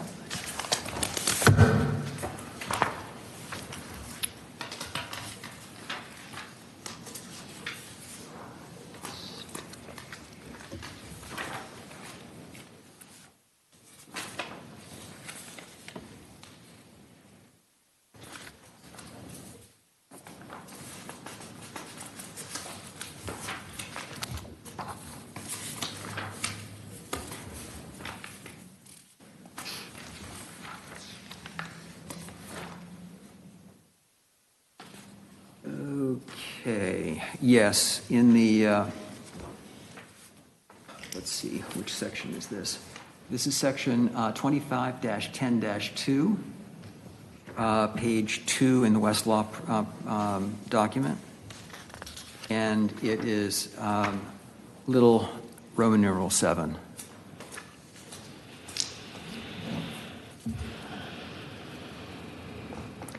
So if you follow that Roman numeral 7 up, do you get to capital C?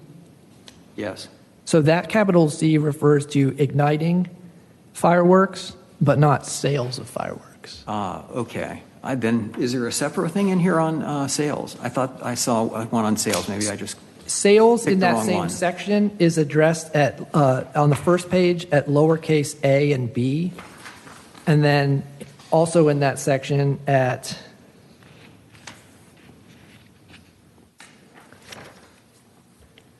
B5 and 6, which are on page 3 and 4. So there's no such constraint there then? That's correct. Okay. But you've imposed one. Yes. Why can't we go further and include the other healthcare facilities? I think that's a good idea. Okay. Following that further, could we include equestrian facilities, active farms, or veterinary facilities? Because the notion here is that we want to, I believe the notion that you're putting forward here is that we want to restrict the area, presumably because if something, because of loud explosions or whatever. Is that correct? Well, this is the sales, it's not the actual. So you're touching on a delicate subject because in our zoning, we don't want to give the impression that we're trying to prohibit the use of fireworks. We're trying to zone it more from a aesthetic standpoint. That's right. So while the specific amendments that you suggested, I think we can do, I don't want to say that it's all about. Fair enough. Yeah. I understand. Yeah, but isn't part of it also the fact that if something did happen, so say for example, it exploded, wouldn't you want to make sure that you weren't close to an aquarium farm, places that would cause more issues than if it happened in the middle of a parking lot close to just office buildings? Definitely, and I think we have like a distance to a fire hydrant for that reason. In consultation with the city attorney, we didn't want to lean too heavily on that safety issue, though. It's a consideration, but we didn't want to make it a prime consideration, if that helps at all. Okay. So I think too, if you look at where the locations that are allowed, these facilities are permitted in the form-based code and T4 open or T5, and you look at it, I think most of those uses wouldn't be anywhere near it anyway. Okay. I mean, it's not like, in fact, we don't have to worry about out at Birmingham because we're not going to allow it in C1. So that's probably the most likely area that you might have a horse farm, or you might have a vet clinic that's on almost every corner up there. Mm-hmm. So I think we're taking care of it, maybe unintentionally, by the zoning districts that they're permitted in. So, yeah. But there is one about, I don't know, quarter mile away from the facility we have today, a vet facility. Right, at Bethany Bend, or yeah. Yeah. I mean, it is what we can do. And we don't know where they're going to pop up at other points in time as well. So if you're okay with those additions? Yes, and if you could please restate them in just a sec so I can write them down. Certainly. They were other healthcare facility. I'm sorry. Sorry. You're not ready. We are at section 12. Yes, section Z20-12. Okay, so nursing home, hospital, other healthcare facility. That's right. And then the equestrian facility, farm, active farm, and veterinary facility.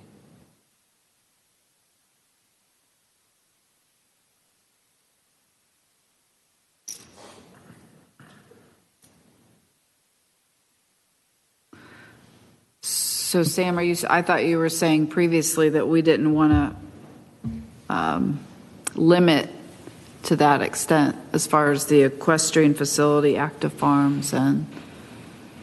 Well, given that we do have nursing homes and hospitals in here, I think it's sort of a natural extension that we do that. To do healthcare facilities, correct? Yeah. In all of them? Yeah. Okay. I mean, it's not like aesthetically a patient is going to, decompensate by seeing a fireworks stand. It really is more of a, what if, the thought of fireworks or the exploding or the potential for it exploding just totally, causes havoc. Okay. On a separate issue, we have a noise standards are here in the city, and do these facilities sell fireworks that, if ignited within the city limits of Milton, would violate our noise ordinance? So the noise ordinance makes an exception to fireworks being exploded during certain times. That it is permitted in the noise ordinance. So if you give me a second, I can find the reference to it. Okay. While she's looking it up, the noise ordinance that we have includes fireworks. It's not like fireworks are excluded from our noise ordinance, but it can't target fireworks specifically. So I'm sure at noon on the 4th of July, the decibel level is some really, really high number. And at 2 in the morning on a weekday, it's a very low number.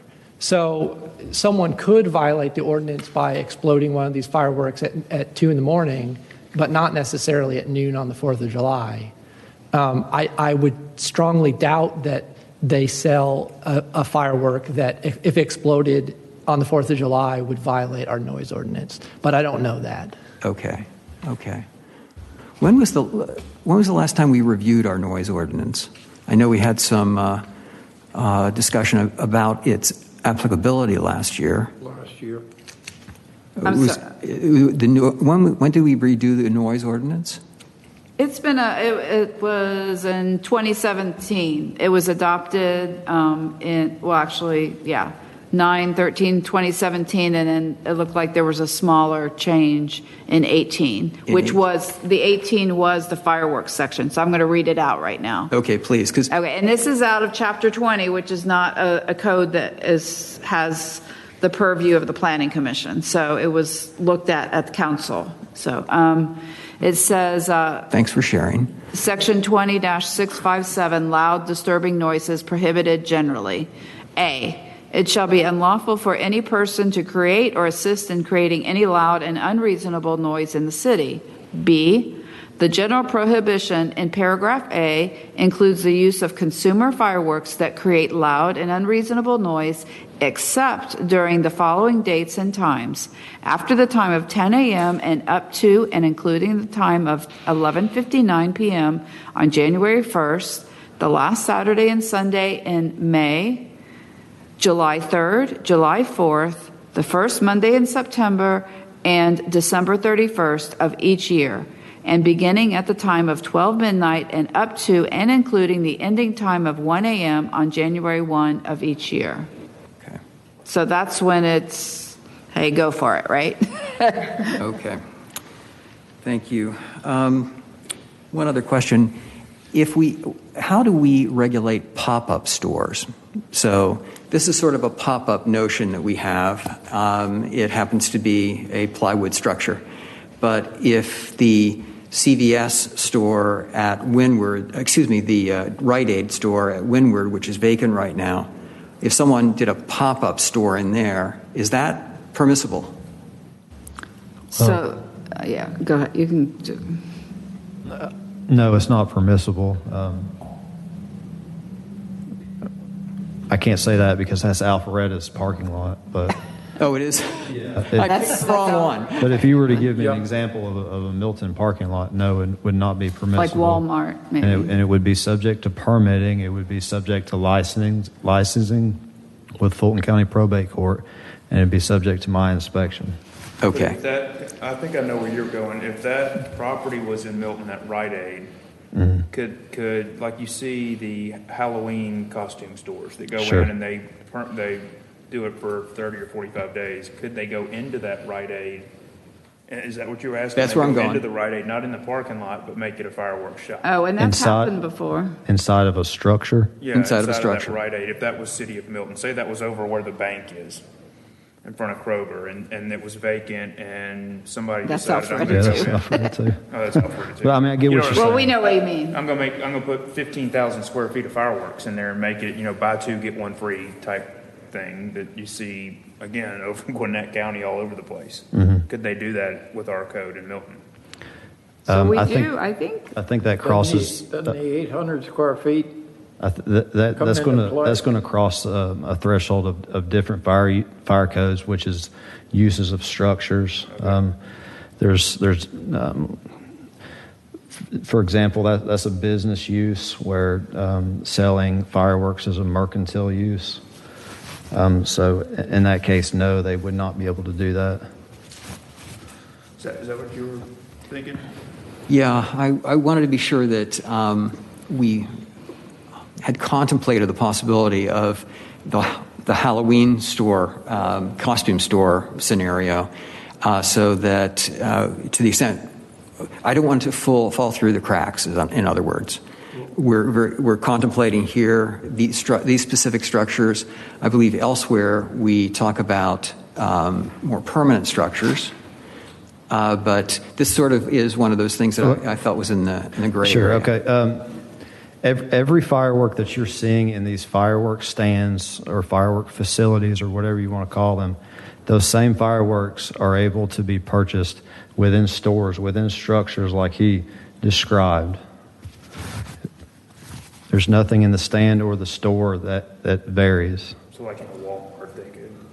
Walmart's carrying a lot of the same, unless they have an internal store policy, a lot of the same fireworks that these stands are carrying. Okay. And getting, I just wanted to make it known, getting back to that definition piece, there are less stringent requirements if we call this a stand instead of a facility. The facility is outlined very clearly to include stands. Maybe temporary facility would be a good compromise. Well, I mean, when you enforce NFPA, I'm sorry to interrupt. This is my worry. I don't want somebody to set up a fireworks stand and have these new text amendments and new ordinances in their hand, and I tell them, you cannot have parking this close to this temporary fireworks facility. And he says, no, this is a stand. According to firework and according to NFPA, a stand doesn't have parking requirements. It doesn't refer to distances from portable generators, but facilities do. And I mentioned that earlier, and I can give you some more examples. And when you do your inspections, as you're required to in here, those are some of the things on your checklist, I guess. There's 1,000 things in here, and there's no giant checklist for this. No, there's fire and life safety, and I ensure that it's met. But I obviously can't go through this whole document or make a checklist off of that. Yeah. I know what's priority. I know what has to happen, and a lot of that comes from experience. There's a letter of the law, and then there's a practical piece to the law. Sumit and everyone else, I'm a little concerned that we may be going down a path here that might not allow us to enforce.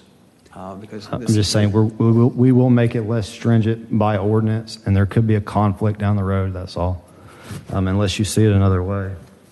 Well, my approach to this is that when you enforce the NFPA, the first thing you do is you pull up the definition section.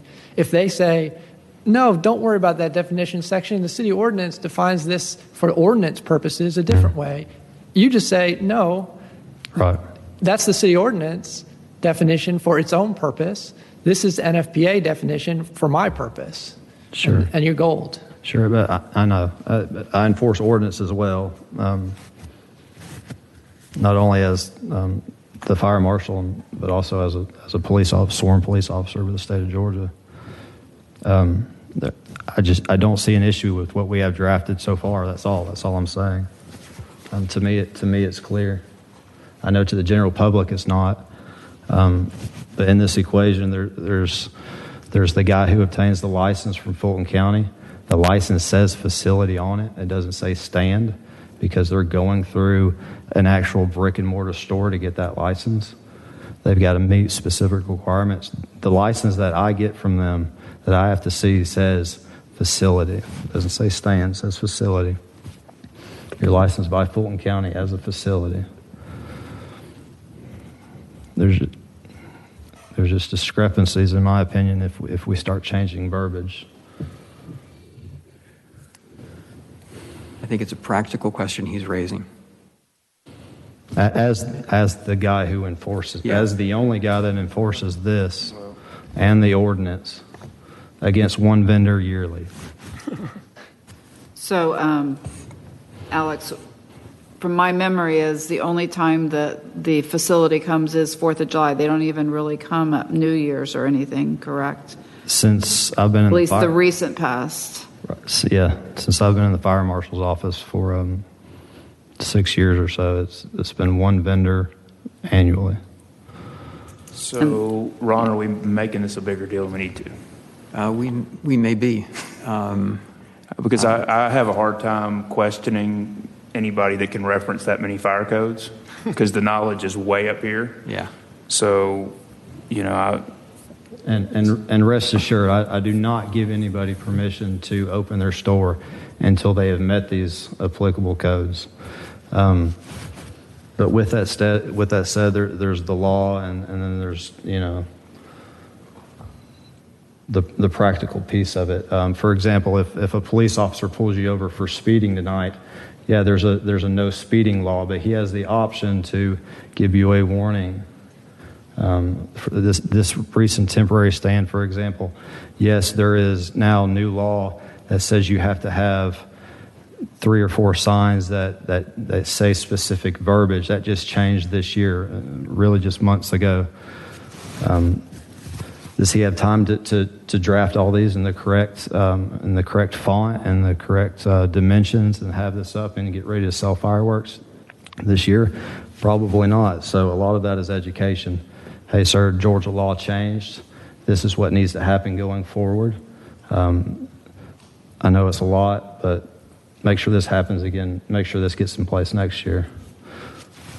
It doesn't harm anybody at that time. It's not an immediate fire life safety threat. It's just there needs to be verbiage next year that says we have city ordinances about fireworks. That's all. So I think we got a practical issue. Yeah. No. I mean, again, I'll defer to the city attorney, obviously, but again, and this is why we're bringing it up. I think Jan was the same as I, is just trying to incorporate both, because it's hard to know what we would potentially want to align ourselves with, because again, definitions for the state have a separate definition for stand.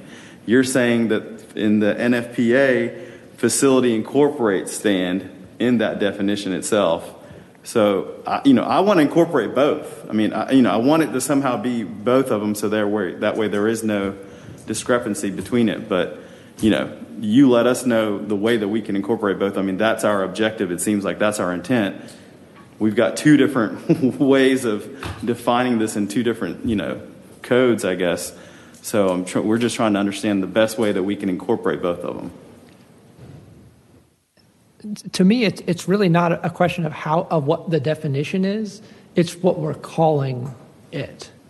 And I think that's partly, at least Alex's point, is even if the definition is correct, if we call it a stand, people are just going to be, they're going to push back on him.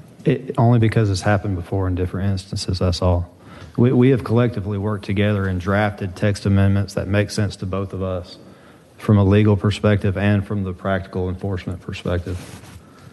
I mean, I'm personally fine if we call it facility, but can we call it facility but incorporate stand or retail sales stand or something like that in that definition? But again, we don't need to change the definition. We just need to, it's the wording that he's concerned about, because that's what people are going to be confused by. Is this the name? Mm-hmm. I guess I resisted it at first as being confusing, but maybe facility/stand is the best way to go. Do you think that you don't like that? Well, I mean, again, I go back to there's one vendor that comes every year, and I believe that they're very attuned to what the ordinance is and the NFPA. I mean, that's their business, and so they know what it is. I mean, it's not something that we have confusion over. I mean, it's just. Yeah, I could probably give you 3 or 4 other examples of confusing terminology in the zoning ordinance that I have to explain to people time and time again. I mean, I'm not saying it's right or wrong. That's just the way it is. So I personally think that we're kind of, concentrating on one thing that is not really an issue. I mean, I don't have citizens come, other than Mrs. Burt. I don't have everybody lining up on my telephone asking me, well, what's the difference? What's a facility? The only people that apply it are the vendors that try to apply for it. If you look at it, if at the end of the day the fire marshal says if we change it the other way around, we're liable to create more problems, then we should stay away from it. Okay. I see a consensus developing here to take back to... Personally, I think the word stand just better defines what we're talking about. But if under the law, that makes it more difficult for you to do the job and do it the way the intent is, then we should stay away from it. I mean, mine was just to make it easily for a layperson to understand. But if that deters us from doing what we really want to do, then stay away from it. I sense that there's a consensus building here that we go back to the original language. So sorry for the detour. We were trying to make it more user-friendly, but what we ultimately want to do is make sure you can enforce the code and the laws of the city. So I think we'll defer to the practical and go back to where we started. Okay? Got it. Unless anyone around the table feels differently. Fine. Okay. It's the enforceability that's the key, I believe. Absolutely. So. Okay. Are there any other questions? Because I can just quickly go through each text amendment and cover what the proposed changes are or suggestions. And then I know there's some of them we haven't even touched, but I'd like to go ahead and explain them. That'd be fine. How they Please work carry on. through. I did have one more question, and you may be addressing this too, Robin, but I just wanted to also make sure that we had talked about when we say seasonal business use. Okay. Is it defined anywhere? Again, we're talking about fireworks. So do we have it defined anywhere where we're considering firework sales to be, during these quote-unquote seasons? I know you just rattled off some different dates. We've got January, you've got May, you've got July, you've got September, you've got December. So what are we considering? So it is defined. Okay. It says seasonal business use means a primary use. It's on page 29 of the big section of the definitions. Use means a primary use involving the sale of items related to calendar holidays such as Christmas trees, Halloween pumpkins, etc., which may be conducted outside. So it's on page 29. Right.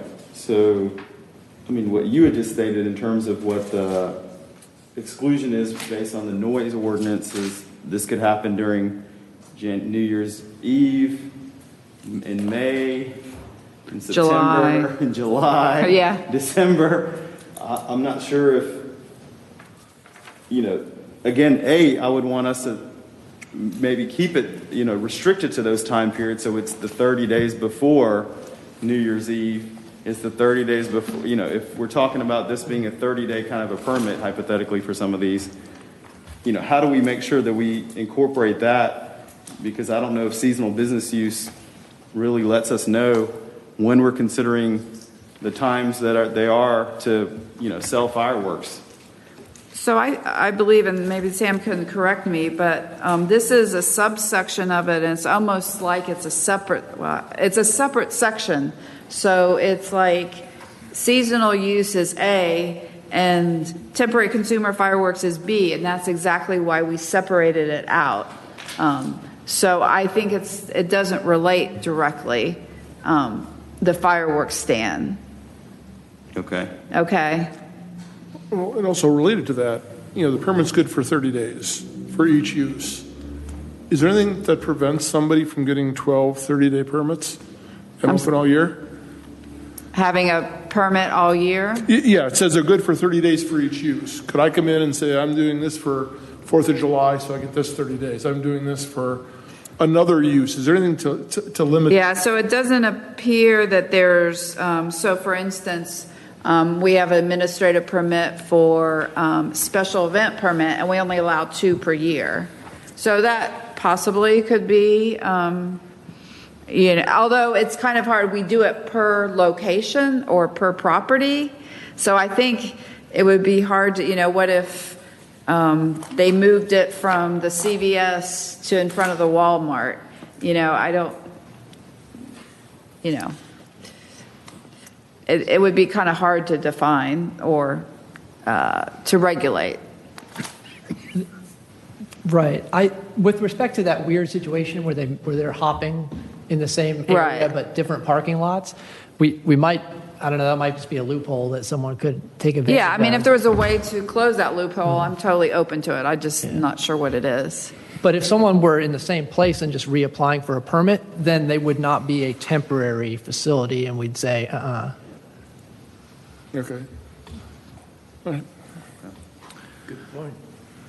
So the calendar holidays, like in the definition of calendar holidays, again, I'm just trying to figure out a way, so that somebody doesn't have that situation where they're going to have a firework location all year long, because they're basically saying, okay, well, different calendars and different dates and different whatever. So is there anything that we need to do to address that, or do you guys feel like? well, to reiterate, fireworks stands are separate and not overlapping with seasonal business stands. Okay. So anything in that definition of seasonal stand referencing a holiday will not apply to fireworks. Will not apply to fireworks? Correct.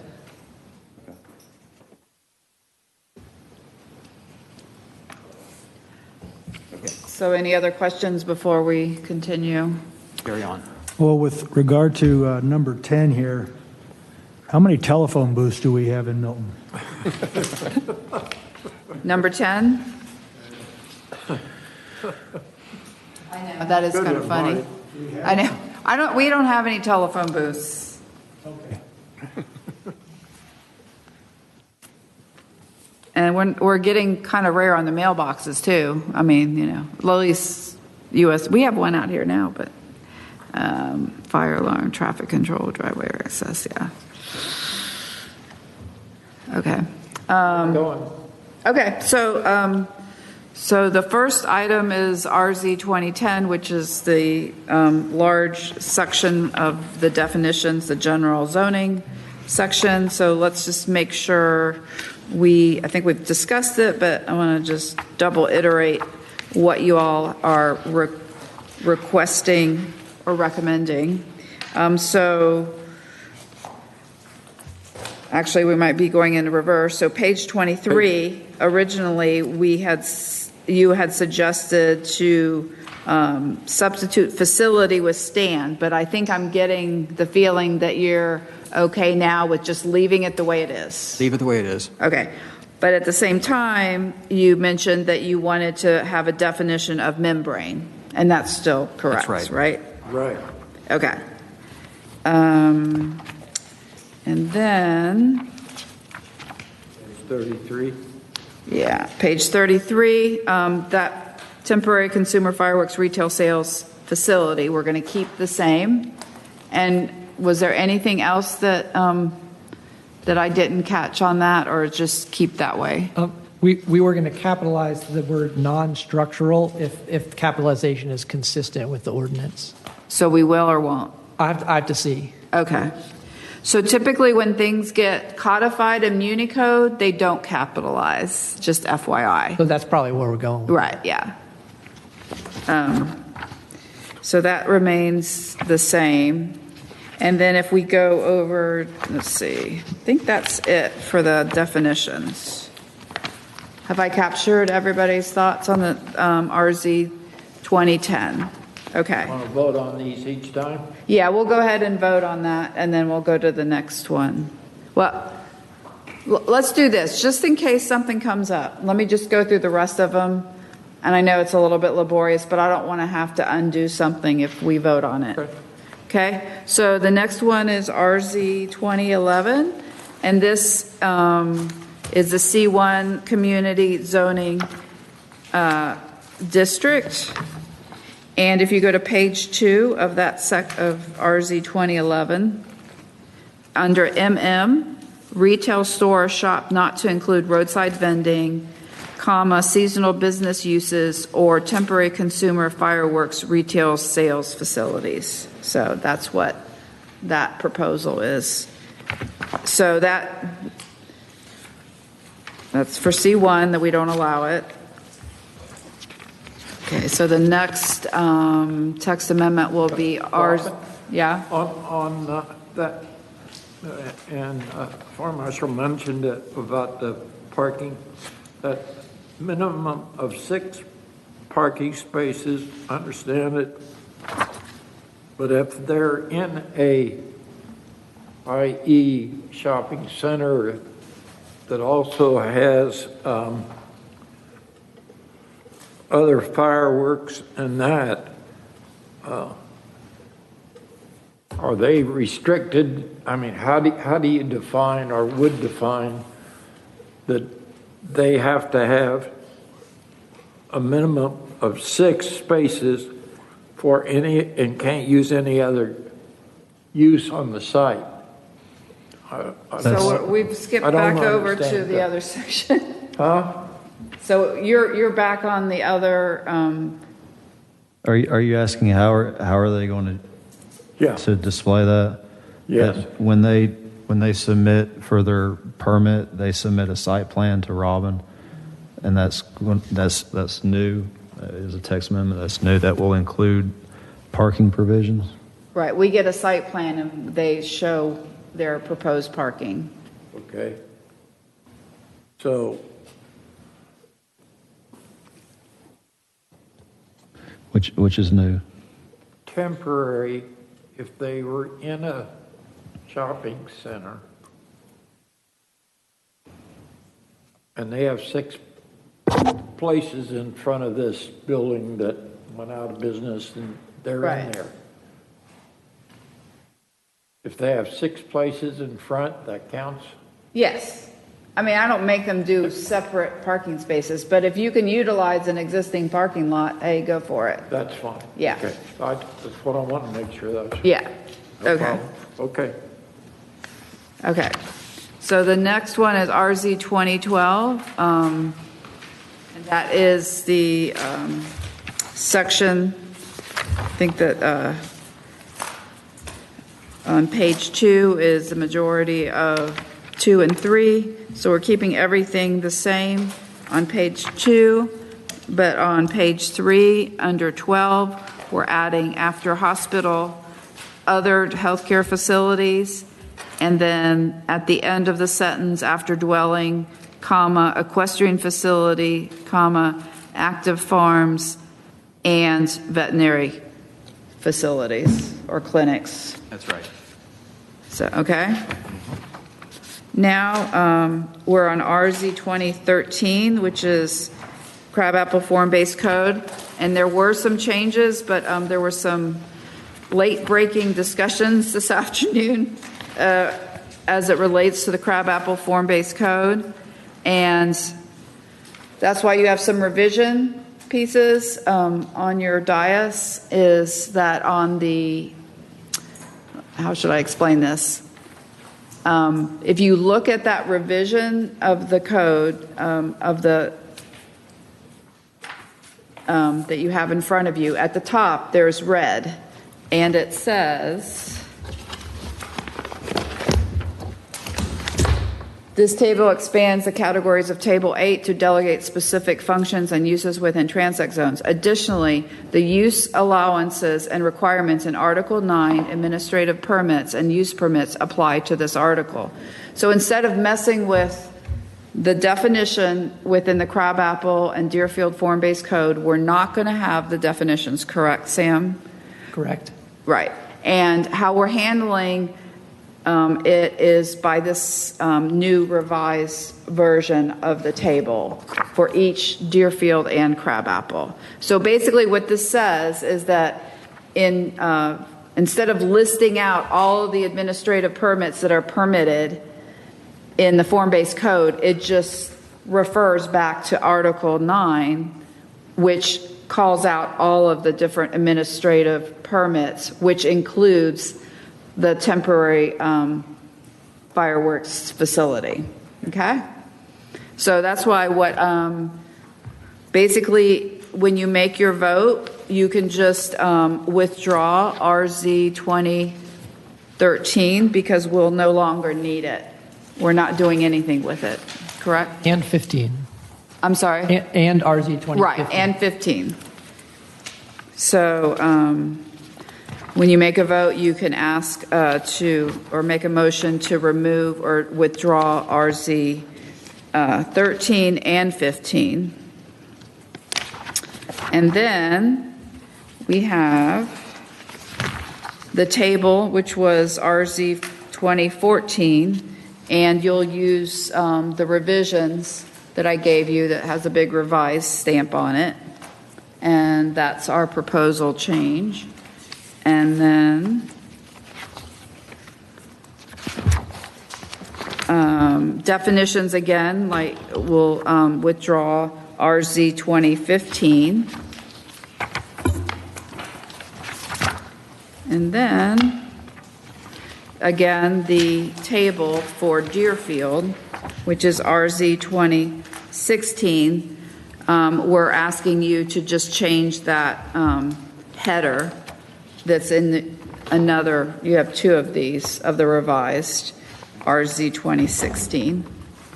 And then finally, what we will be doing is coming back to you with Section 64.395, uses prohibited in all zoning districts. So you can't vote on this. This is just informational because it hasn't been properly advertised in an adequate time, or we didn't advertise because.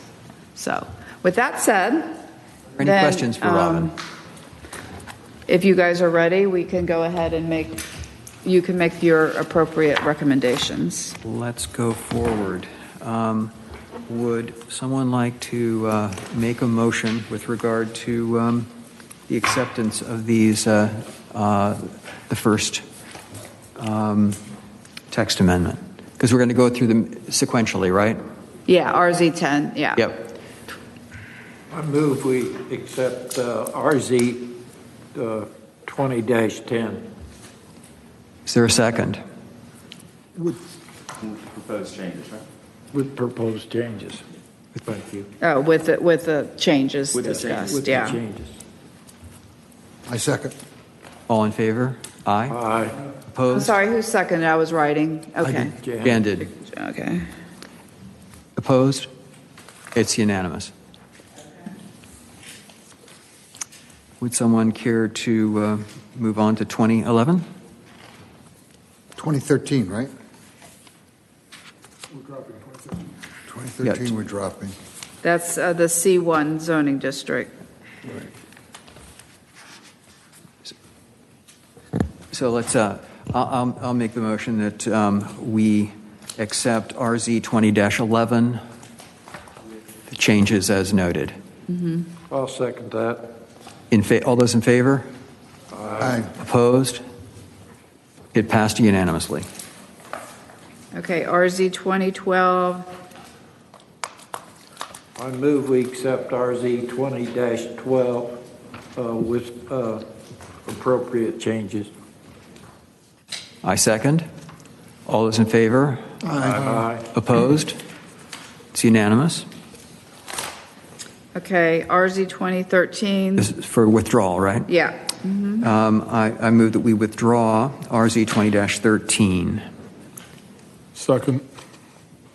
That was Commissioner Nolte, yeah. All in favor? Aye. Opposed? It's unanimous.